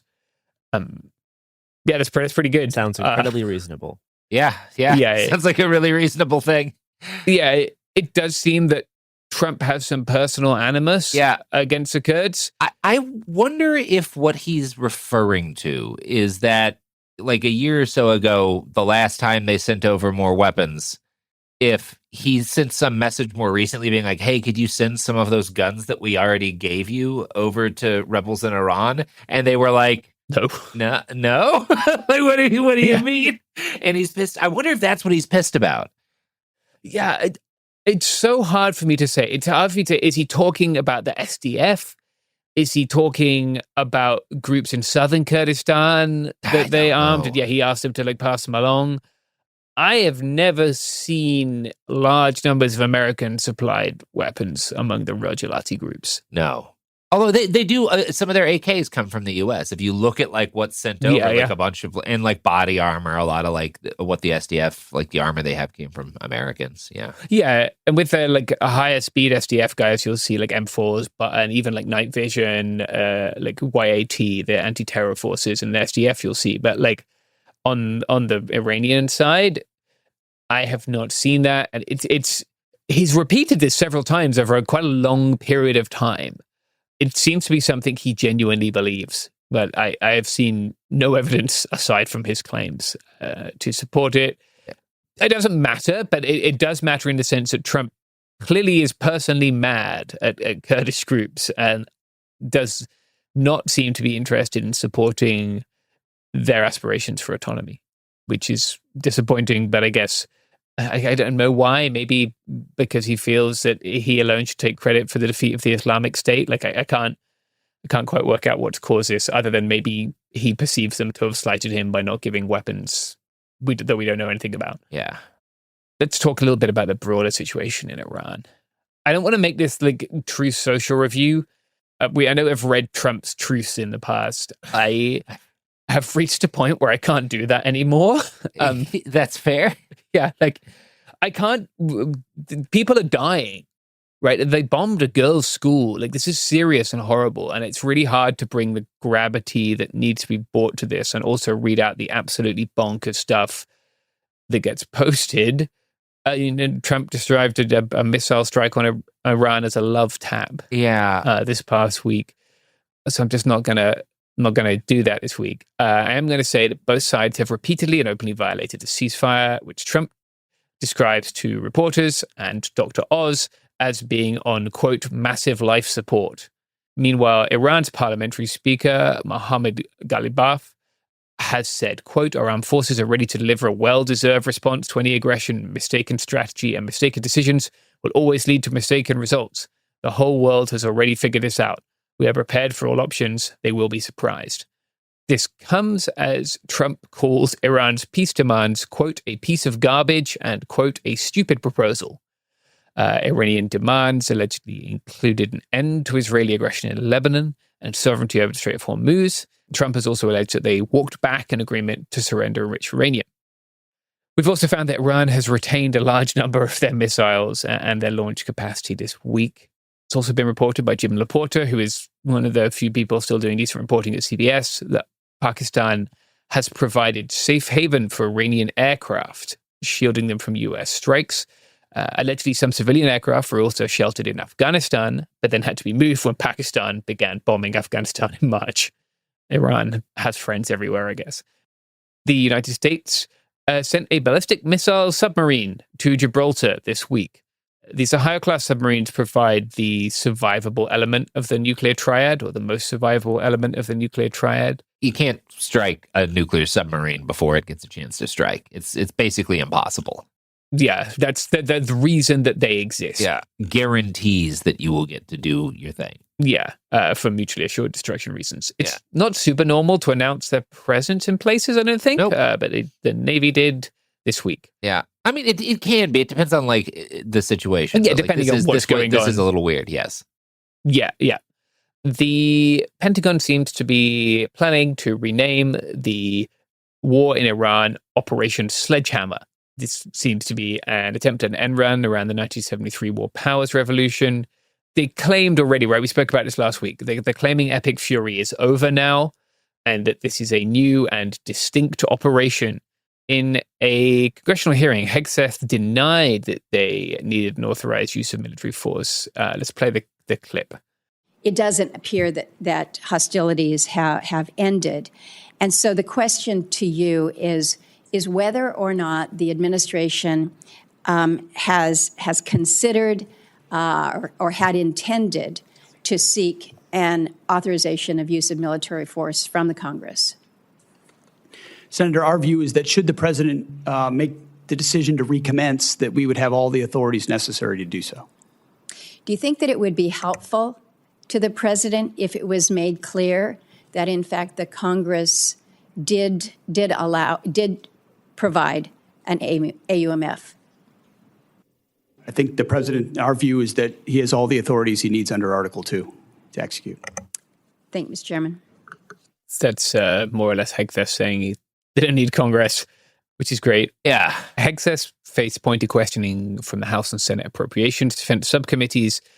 He repeatedly batted away questions about munitions depletion and suggested that it wasn't appropriate to answer them in public on the record like this. Oh, I'm sure. Yeah.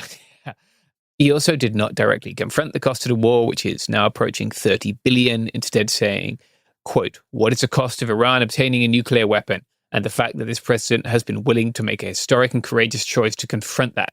It comes with cost, and we recognize that."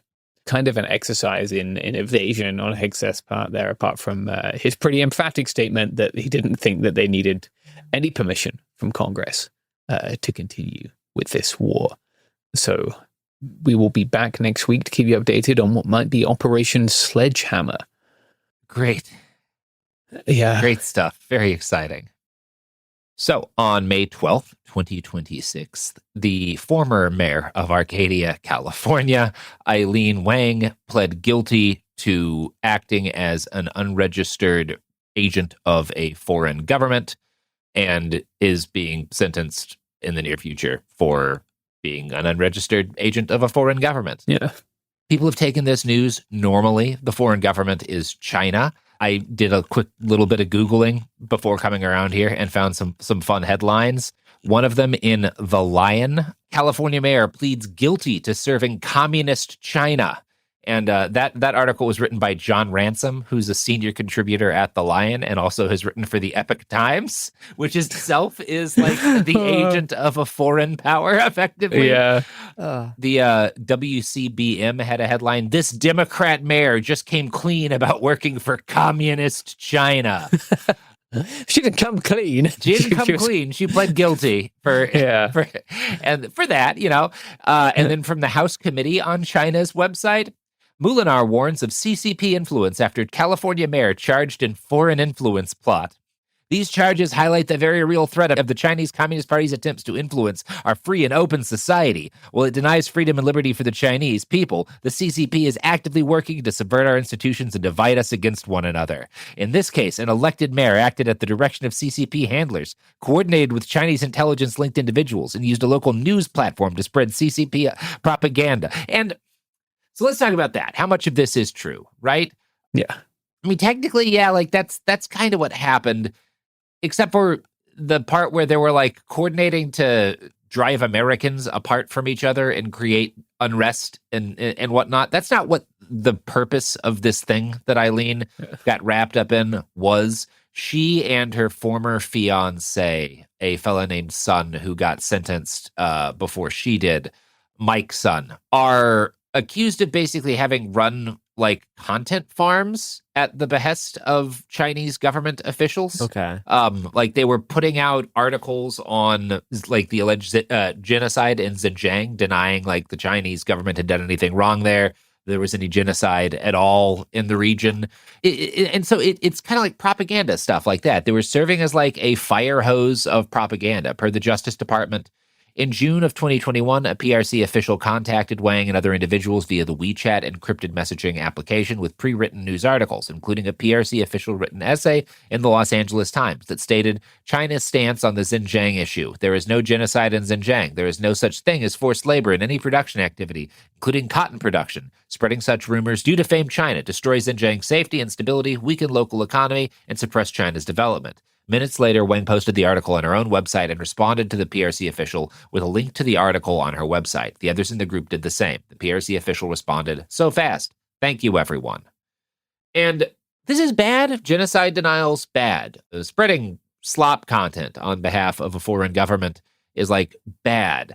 It is important to note that this is not like spying or sabotage in any meaningful way. She's not acting to like try to damage the United States. She's acting as like an unregistered PR agent for the Chinese government.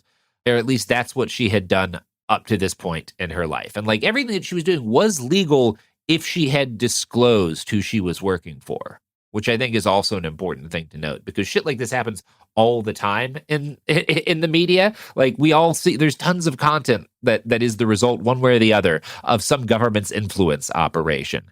And for the majority of the time when it happens, nobody gets tripped up, either because they have friends in power or because they don't quite cross a line. And Eileen and her friends were not very savvy about what they were doing. Yeah. But they were also not operating on a very large level. Like this is not a big operation. One of the notes in this charging document is that Eileen sent this Chinese government official a screenshot showing that the article had been viewed 15,128 times through her site, which is like we're not talking like big deal influence ops here. We're not talking like sweeping powers over like public opinion. Now, perhaps that's what they hoped Eileen would kind of rise to over time. She did seem to be like a kind of rising star in local government in Southern California. Yeah. She got endorsed by some prominent Democratic Party officials, and she was still in touch with her Chinese government handlers at this time. This whole period in which she's like being charged for working as an agent of the Chinese government is like 2020 through at least 2022. So yeah, this is like, a bad thing, and it's good that this got found out and that she's not continuing to be the mayor of Arcadia. Yeah. But also, this is not like the scary thing that the right-wing press is making it out to. She was not here to like subvert the U.S. so that it could be invaded or destroyed. She was there to try to stop people on the internet from being mean to the Chinese government. Like that was the primary use that they had with her. It's just not that like actually scary a story or anything. It's just the kind of thing that happens. This lady happened to become mayor of a small town, basically, which is wild. It's crazy that happened, but shit like this is going on all the time. Yeah, I think I don't know. Yeah, people have lost their minds about this one in a way that like it's a perfect California city.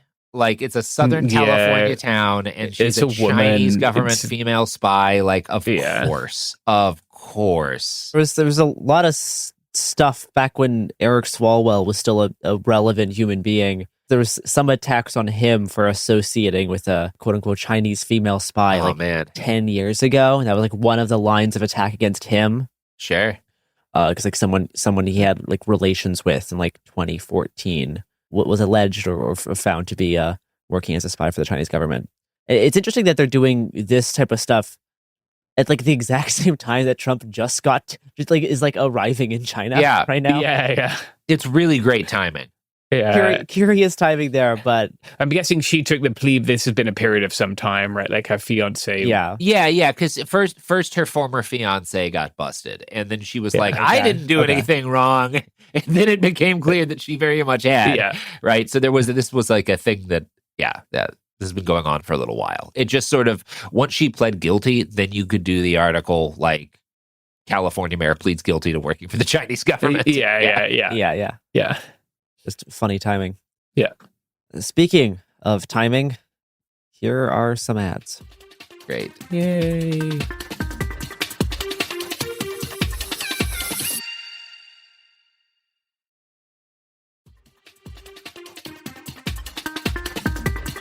Okay, we are back. For one of our last main stories, let's talk about Virginia and the redistricting efforts. Last week, in a 4-3 ruling, the Virginia Supreme Court blocked the voter-approved redistricting map that passed in April with almost 52% of the vote. The court found the process used to advance the referendum violated the state constitution. According to Virginia's constitution, the legislature has to vote twice to pass any proposed constitutional amendment before it gets put on the ballot for Virginia voters. But these two General Assembly votes must be separated by a state general election. The first General Assembly vote for this redistricting amendment passed in October 2025, before the November general election, and the second vote to approve the referendum happened next January, so a few months ago. The Republican challengers to the new voting map argued that because early voting had already begun, the General Assembly's first vote in October did not actually occur before a general election. And that was the grounds the state Supreme Court used to block the voter-approved amendment. The four-judge majority ruled the intervening election requirement was violated because the general election, quote, began on September 19th, 2025, and just ended on Election Day, November 4th. Yeah, I feel like you're kind of outside the spirit of what they were going for with that one. But no, this on the face sounds quite absurd. It's one of those things that's technically correct, but at the same time... Well, and there's some complicating factors because of Trump's own attempts to restrict early voting or deem early voting like not constitutionally like appropriate, or like it defies the federal government's definition of the word election. And so now you have some groups in Virginia who are trying to pass this amendment, Democrat groups, who are using kind of similar rhetoric as Trump. We'll get to that in a sec. So Justice D. Arthur Kelsey wrote the majority opinion saying, quote, "This violation irreparably undermines the integrity of the resulting referendum vote and renders it null and void. Early Virginia voters unknowingly forfeited their constitutionally protected opportunity to vote for or against delegates who favor or disfavor amending the Constitution by not anticipating a legislative vote on a constitutional amendment 4 days before the last day of voting," unquote. So the court said that the reason why they have this two-vote requirement across two different general assemblies is to give voters enough time to not just support or not support a constitutional amendment on the ballot, but then also vote for state lawmakers who will either approve or not approve the constitutional amendment in the legislature itself, right? So that's what they're saying. It's like this process of having these two votes is to ensure that voters have a say both in who they put into office as well as on the ballot. And they're saying that this process was violated because the early voting had already commenced by the time that the legislature actually voted on this proposed amendment. Chief Justice Cleo Powell wrote in the dissent that the majority, quote, broadened the meaning of the word election as used in the Virginia Constitution to include the early voting period. This is in direct conflict with how both Virginia and federal law define an election. By extending elections in the Commonwealth of Virginia beyond a single day, the majority's formulation would directly conflict with the federal mandate that elections for federal officials be held on a single day, unquote. So under the Supreme Court of Virginia's new ruling, the district map drawn in 2021 must be used for the upcoming election this November, the midterms. Yeah. The new map would have won Democrats 4 more House seats. But considering this ruling by the state Supreme Court, Dems are now 8 seats down in the national redistricting battle, which the latest gutting of the Voting Rights Act will only make worse. Yeah.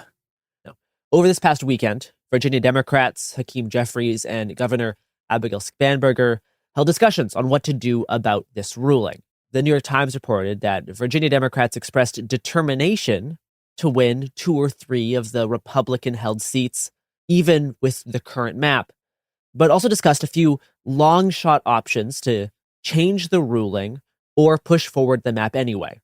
One of the more extreme measures debated was the possibility of replacing the entire Virginia Supreme Court by lowering the mandatory retirement age from 75 to 54, and then having a new court rehear the case. Sounds great. Let's do it. In between now and November. So it seems the Democrats decided against this path, ultimately, in part because the State Department of Elections deadline for congressional maps is May 12th, which is a day before we're recording. Yeah. They kind of ran out of time on this. It's also unclear if they really would have had the bravery to pull such an extreme maneuver, right? Something that may be the correct thing to do, and maybe something they should just do anyway. If they have the power to fully replace their Supreme Court, why not? Because the Democrats are currently in a majority of control of the state legislature right now. Why not do this anyway, to a certain extent? Also, Abigail Spanberger can only serve one term. So, you're not going to lose much political capital by pulling a kind of insane move like this. But it's not going to happen, at least right now. Yeah. Nope. Virginia State Senate Majority Leader Scott Soroville told the New Republic, quote, "As a practical matter, the move would not be capable of being implemented given the time frame." Now, despite that May 12th deadline, on Monday, Virginia Attorney General Jay Jones and Democratic state lawmakers filed an emergency appeal asking the U.S. Supreme Court to put the state Supreme Court order on hold for the upcoming midterm election, arguing that the state court based their ruling on misreading the federal definition of election, and by adopting its own definition, the state Supreme Court infringed on the state legislature's power to regulate federal elections. Quote, "By forcing the Commonwealth to conduct its congressional elections using districts different from those adopted by the General Assembly pursuant to a constitutional amendment the people just ratified, the Supreme Court of Virginia has deprived voters, candidates, and the Commonwealth of their right to the lawfully enacted congressional districts." Unquote. Now, this case will be initially decided by Chief Justice John Roberts, who handles the emergency appeals from states covered by the Fourth Circuit Court of Appeals. But the U.S. Supreme Court may argue that they don't have the authority to intervene because the Virginia Supreme Court ruling cites state law, not federal law. The New Republic also reported that State Senate Majority Leader Scott Soroville confirmed that even if the Supreme Court gives them a good ruling, that ruling could be unlikely to impact this upcoming election cycle due to this May 12th deadline. I guess it's just worth saying that the nature of this midterm will be very important for the way you get to vote in America going forward. Yeah, I mean, they're pulling out all the stops. Like, they're throwing any kind of plausible deniability in the trash because this is the get it or lose it moment for the right, Like, that's very much how they're looking at this. Yeah, this is to lock it in forever. We'll see. Yeah. A few years ago, Ohio pushed through unconstitutional maps that were deemed unconstitutional by state courts. Yeah. One federal court did authorize them to use these maps in like an interim period, and they're still using them. And in a piece by The Nation, they mentioned this option, but said that they would need to have the backing of the state board of electors, and Virginia might not have that. There's lots of people on the Democratic side that are much more rule followy than a lot of the Republicans, as we have seen. Yeah. Now, Virginia may be able to still pass this redistricting map in the future by spreading out the process over a bigger period of time to not create this confusion about the early voting period. But the map would not be able to go into effect before the midterms, but it still may be able to go into effect in the future. I do think it's also worth noting that the same day that Virginia filed this appeal with the Supreme Court, the U.S. Supreme Court also paved the way for Alabama to eliminate one of two majority black districts before the midterm elections by overturning a lower court order that blocked the use of a Republican-backed map from 2023. So the Supreme Court is currently weighing in on not exactly the same, but similar things in other states. That was because it was basically pointing to its Louisiana ruling and saying, like, we've ruled on this. Yes, is that right? Yeah. This was following the Louisiana ruling, yeah. Yeah, okay, that makes sense. Great for the old democratic process, Voting Rights Act. Ooh. So there's an increasing movement in the United States, both at the state and the federal level, to repeal gas taxes. So in the United States, there's federal gas taxes that everybody pays. The current federal gas tax rate is about 18.3 cents per gallon for gasoline and gasohol, which is the actual official name of fuel mixed with unleaded gas. That's like unleaded and ethanol together is actually just called gasohol. Okay. Never knew that. What a lovely word. Yeah, they couldn't think of anything better. And then 24.3 cents per gallon for diesel fuel, right? And then some states have their own, like Oregon has its own, like, gas taxes. California certainly does. At both levels, like the federal gas tax is there, in short, because it helps to pay for the roads, right? Like that's why we need a federal gas tax, is because it funds what's called the Highway Trust Fund, or the HTF, which is a big part of like what keeps our interstate infrastructure functional. And then state level gas taxes are often also like supporting like state and local roads, right? And so Trump has talked about temporarily repealing the gas tax for like a couple of months. There have been Democratic proposals that are very similar. Graham Plattner, who's about to be a congressman from Maine. A Democratic nominee for... Yeah, who's currently the nominee, but is almost certainly going to win. Yeah, or the presumptive nominee, I think. Has expressed support for ending the gas tax outright. And his basic plan was something like, you have wealthy corporations pay the money that the gas tax is currently going to, and you put that burden onto, corporations instead of people.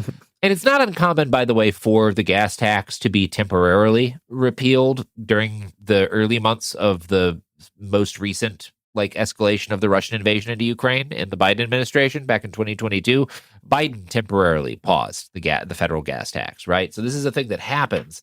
It's just always a bad idea, because it's the reason why you see people on the left and right make suggestions like this, repeal state or federal gas taxes, is because it's really easy. It's an easy way to say, like, I'm looking out for you. I'm trying to take care of regular people. Gas is too darn expensive already. We've got to do everything we can to make your life easier.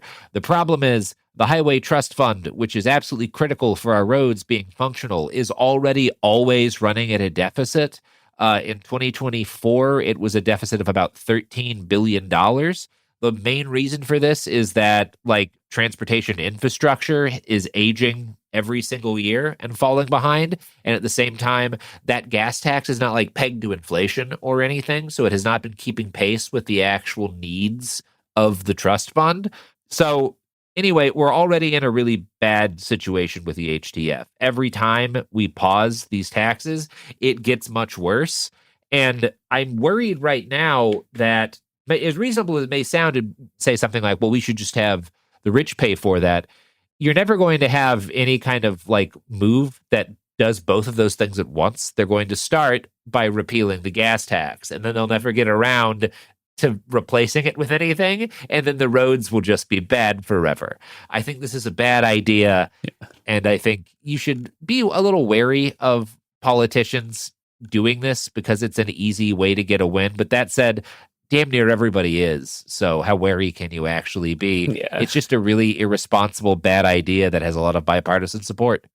Yeah, really ever since the no tax on tips thing, there's been this wave of people have called this slopulist policies, or things that are populist in framing, but have certain economic problems or get dispersed in weird ways. Mia's talked about some specifics around the no tax on tips policy. Yeah, but there's been a wave of these small targeted tax cuts on various little things to kind of lift the financial burden that Americans are facing. The better ones, ones like Plattner's strategy, which has a part of his plan increasing taxes on billionaires and oil corporations. Yeah. But these sorts of taxes are just little Band-Aid solutions that are almost like consolation prizes for not being able to just raise the corporate tax rate or income tax brackets, right?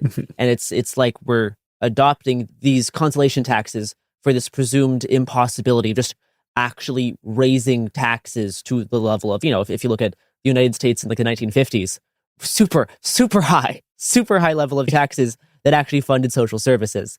And one thing that can be frustrating about these sorts of more slopulist tax angles is it undermines the vital role of taxes to actually fund social services. Yep. Now, should more of those taxes be funded by corporations and billionaires? Yeah. Absolutely. Yeah. But I think that should be the focus rather than these little itty bitty kind of, cutting away at the corners of small targeted taxes that are again, used as consolation prizes rather than actually addressing the pretty significant tax reforms that need to happen in this country. And it's just dangerous in part because it acts as if what the gas tax is there to fund is optional, is not like necessary. Like, well, we don't really need this, so we'll pause this whenever like things get bad because we don't need them. But we do. Like, our society is reliant upon the maintenance of that fund, and we shouldn't act like it's. Yeah, I this all is very frustrating to me. Yeah, you can see why the gas tax in particular is appealing right now. Yeah. Because people are struggling. Yeah. Like, it is literally $7 a gallon in parts of California. Oh, it's fucking nuts. Yeah, like a lot of people who struggle to make it are really struggling to make it now. Yeah. The way our society is set up means it's very hard for people to exist without a car. So yes. The populist appeal is obvious. And as is always the case with this sort of thing, the fact that it has an appeal is based on ignorance, because when roads are poorly maintained, it costs regular people huge amounts of money and the damage it does to their car, far more than the gas tax costs them. This has been established. This is not like a thing we have to wonder about. There have been studies into this. Like, you pay more money when the roads are bad because your car gets fucked up. Yeah. And it's reasonable for people to say, well, our country has enough money. Can't we unfuck the roads and not charge me a lot of money? Unfortunately, we just spent $30 billion fucking invading Iran. So no, we can't. Oh, yeah. You have to not do some of the other things that we're doing. Yeah. That is not up for grabs in the current political atmosphere, right? Like, and even your like mainstream Democrats aren't gonna ride for that. No, I mean, it requires pressure against mainstream Democrats and obviously the Republican establishment as well, right? Like, part of Plattner's plan is a 50% per barrel windfall tax on like big oil profits, which would be significant, but there will be a lot of pushback against this, including among the Democratic establishment, and that might require getting rid of a whole bunch of these Democratic establishment figures who are currently occupying seats of power. Yeah. Well, everyone, think about that. On that hopeful note, on that optimistic, you figure out how to do it. Note. Where can people send us news-related tips, James? They can do that by emailing coolzonetips@proton.me. If you want to keep it a little bit more encrypted, you can do it from a Proton email address. So that doesn't bother you. Just go ahead and send it. If you have a marketing email, you can not send it. Try not to be so rude to the marketing people. No, I think part of those anarchist, left-wing extremist threats might be against the marketing corporations. If James keeps threatening them at the end of this episode. I don't want to podcast anyone to prison. I'll just block. I'm not advocating violence. I'm just going to block your email. I will make sure that we never hear from you again. It won't just be me blocking it. It'll be all of us here at Cool Zone Media. We reported the news. You reported the news.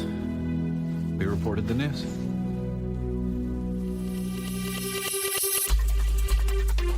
Hey, we'll be back Monday with more episodes every week from now until the heat death of the universe. It Could Happen Here is a production of Cool Zone Media. For more podcasts from Cool Zone Media, visit our website, coolzonemedia.com, or check us out on the iHeartRadio app, Apple Podcasts, or wherever you listen to podcasts. You can now find sources for It Could Happen Here listed directly in episode descriptions. Thanks for listening. There's a difference between liking a house and actually getting it. Redfin is built to make up that difference and close the gap between finding and owning the home for you. Redfin agents close twice as many deals as other agents. So when you find a home you love, you're not a step behind when it comes to making an offer. That means less watching great homes disappear and more focus on the one you'll call home. Redfin helps turn saved listings into real addresses. Get started at redfin.com. Own the dream. This is Jacob Goldstein from What's Your Problem? Business software is expensive. And when you buy software from lots of different companies, it's not only expensive, it gets confusing, slow to use, hard to integrate. Odoo solves that because all Odoo software is connected on a single affordable platform. Save money without missing out on the features you need. Odoo has no hidden costs and no limit on features or data. Odoo has over 60 apps available for any needs your business might have, all at no additional charge. Everything from websites to sales to inventory to accounting, all linked and talking to each other. Check out Odoo at odoo.com. That's ODOO.com. There's a fire inside you can't ignore. Stand still? Not a chance. You're a lifelong learner who's come this far. Now, we're here to help you keep going further. Capella University. What can't you do? Visit capella.edu to learn more. This is Martha Stewart from the Martha Stewart Podcast. Ever wonder how to make hosting look effortless? Here's a secret. When prepping for cooking and baking, get ahead of the mess with new Reynolds Kitchens countertop prep paper. Just lightly wet the counter so the paper grips. Lay it down, and drips and spills stay on the paper, not on your counter. Cleanup is as simple as lifting it away to reveal clean counters. Effortless? It is, thanks to Reynolds Kitchens countertop prep paper. Wet it, set it, prep it, done. Available in the Reynolds Wrap aisle at Walmart, Target, Amazon, and Costco. This is an iHeart podcast. Guaranteed Human.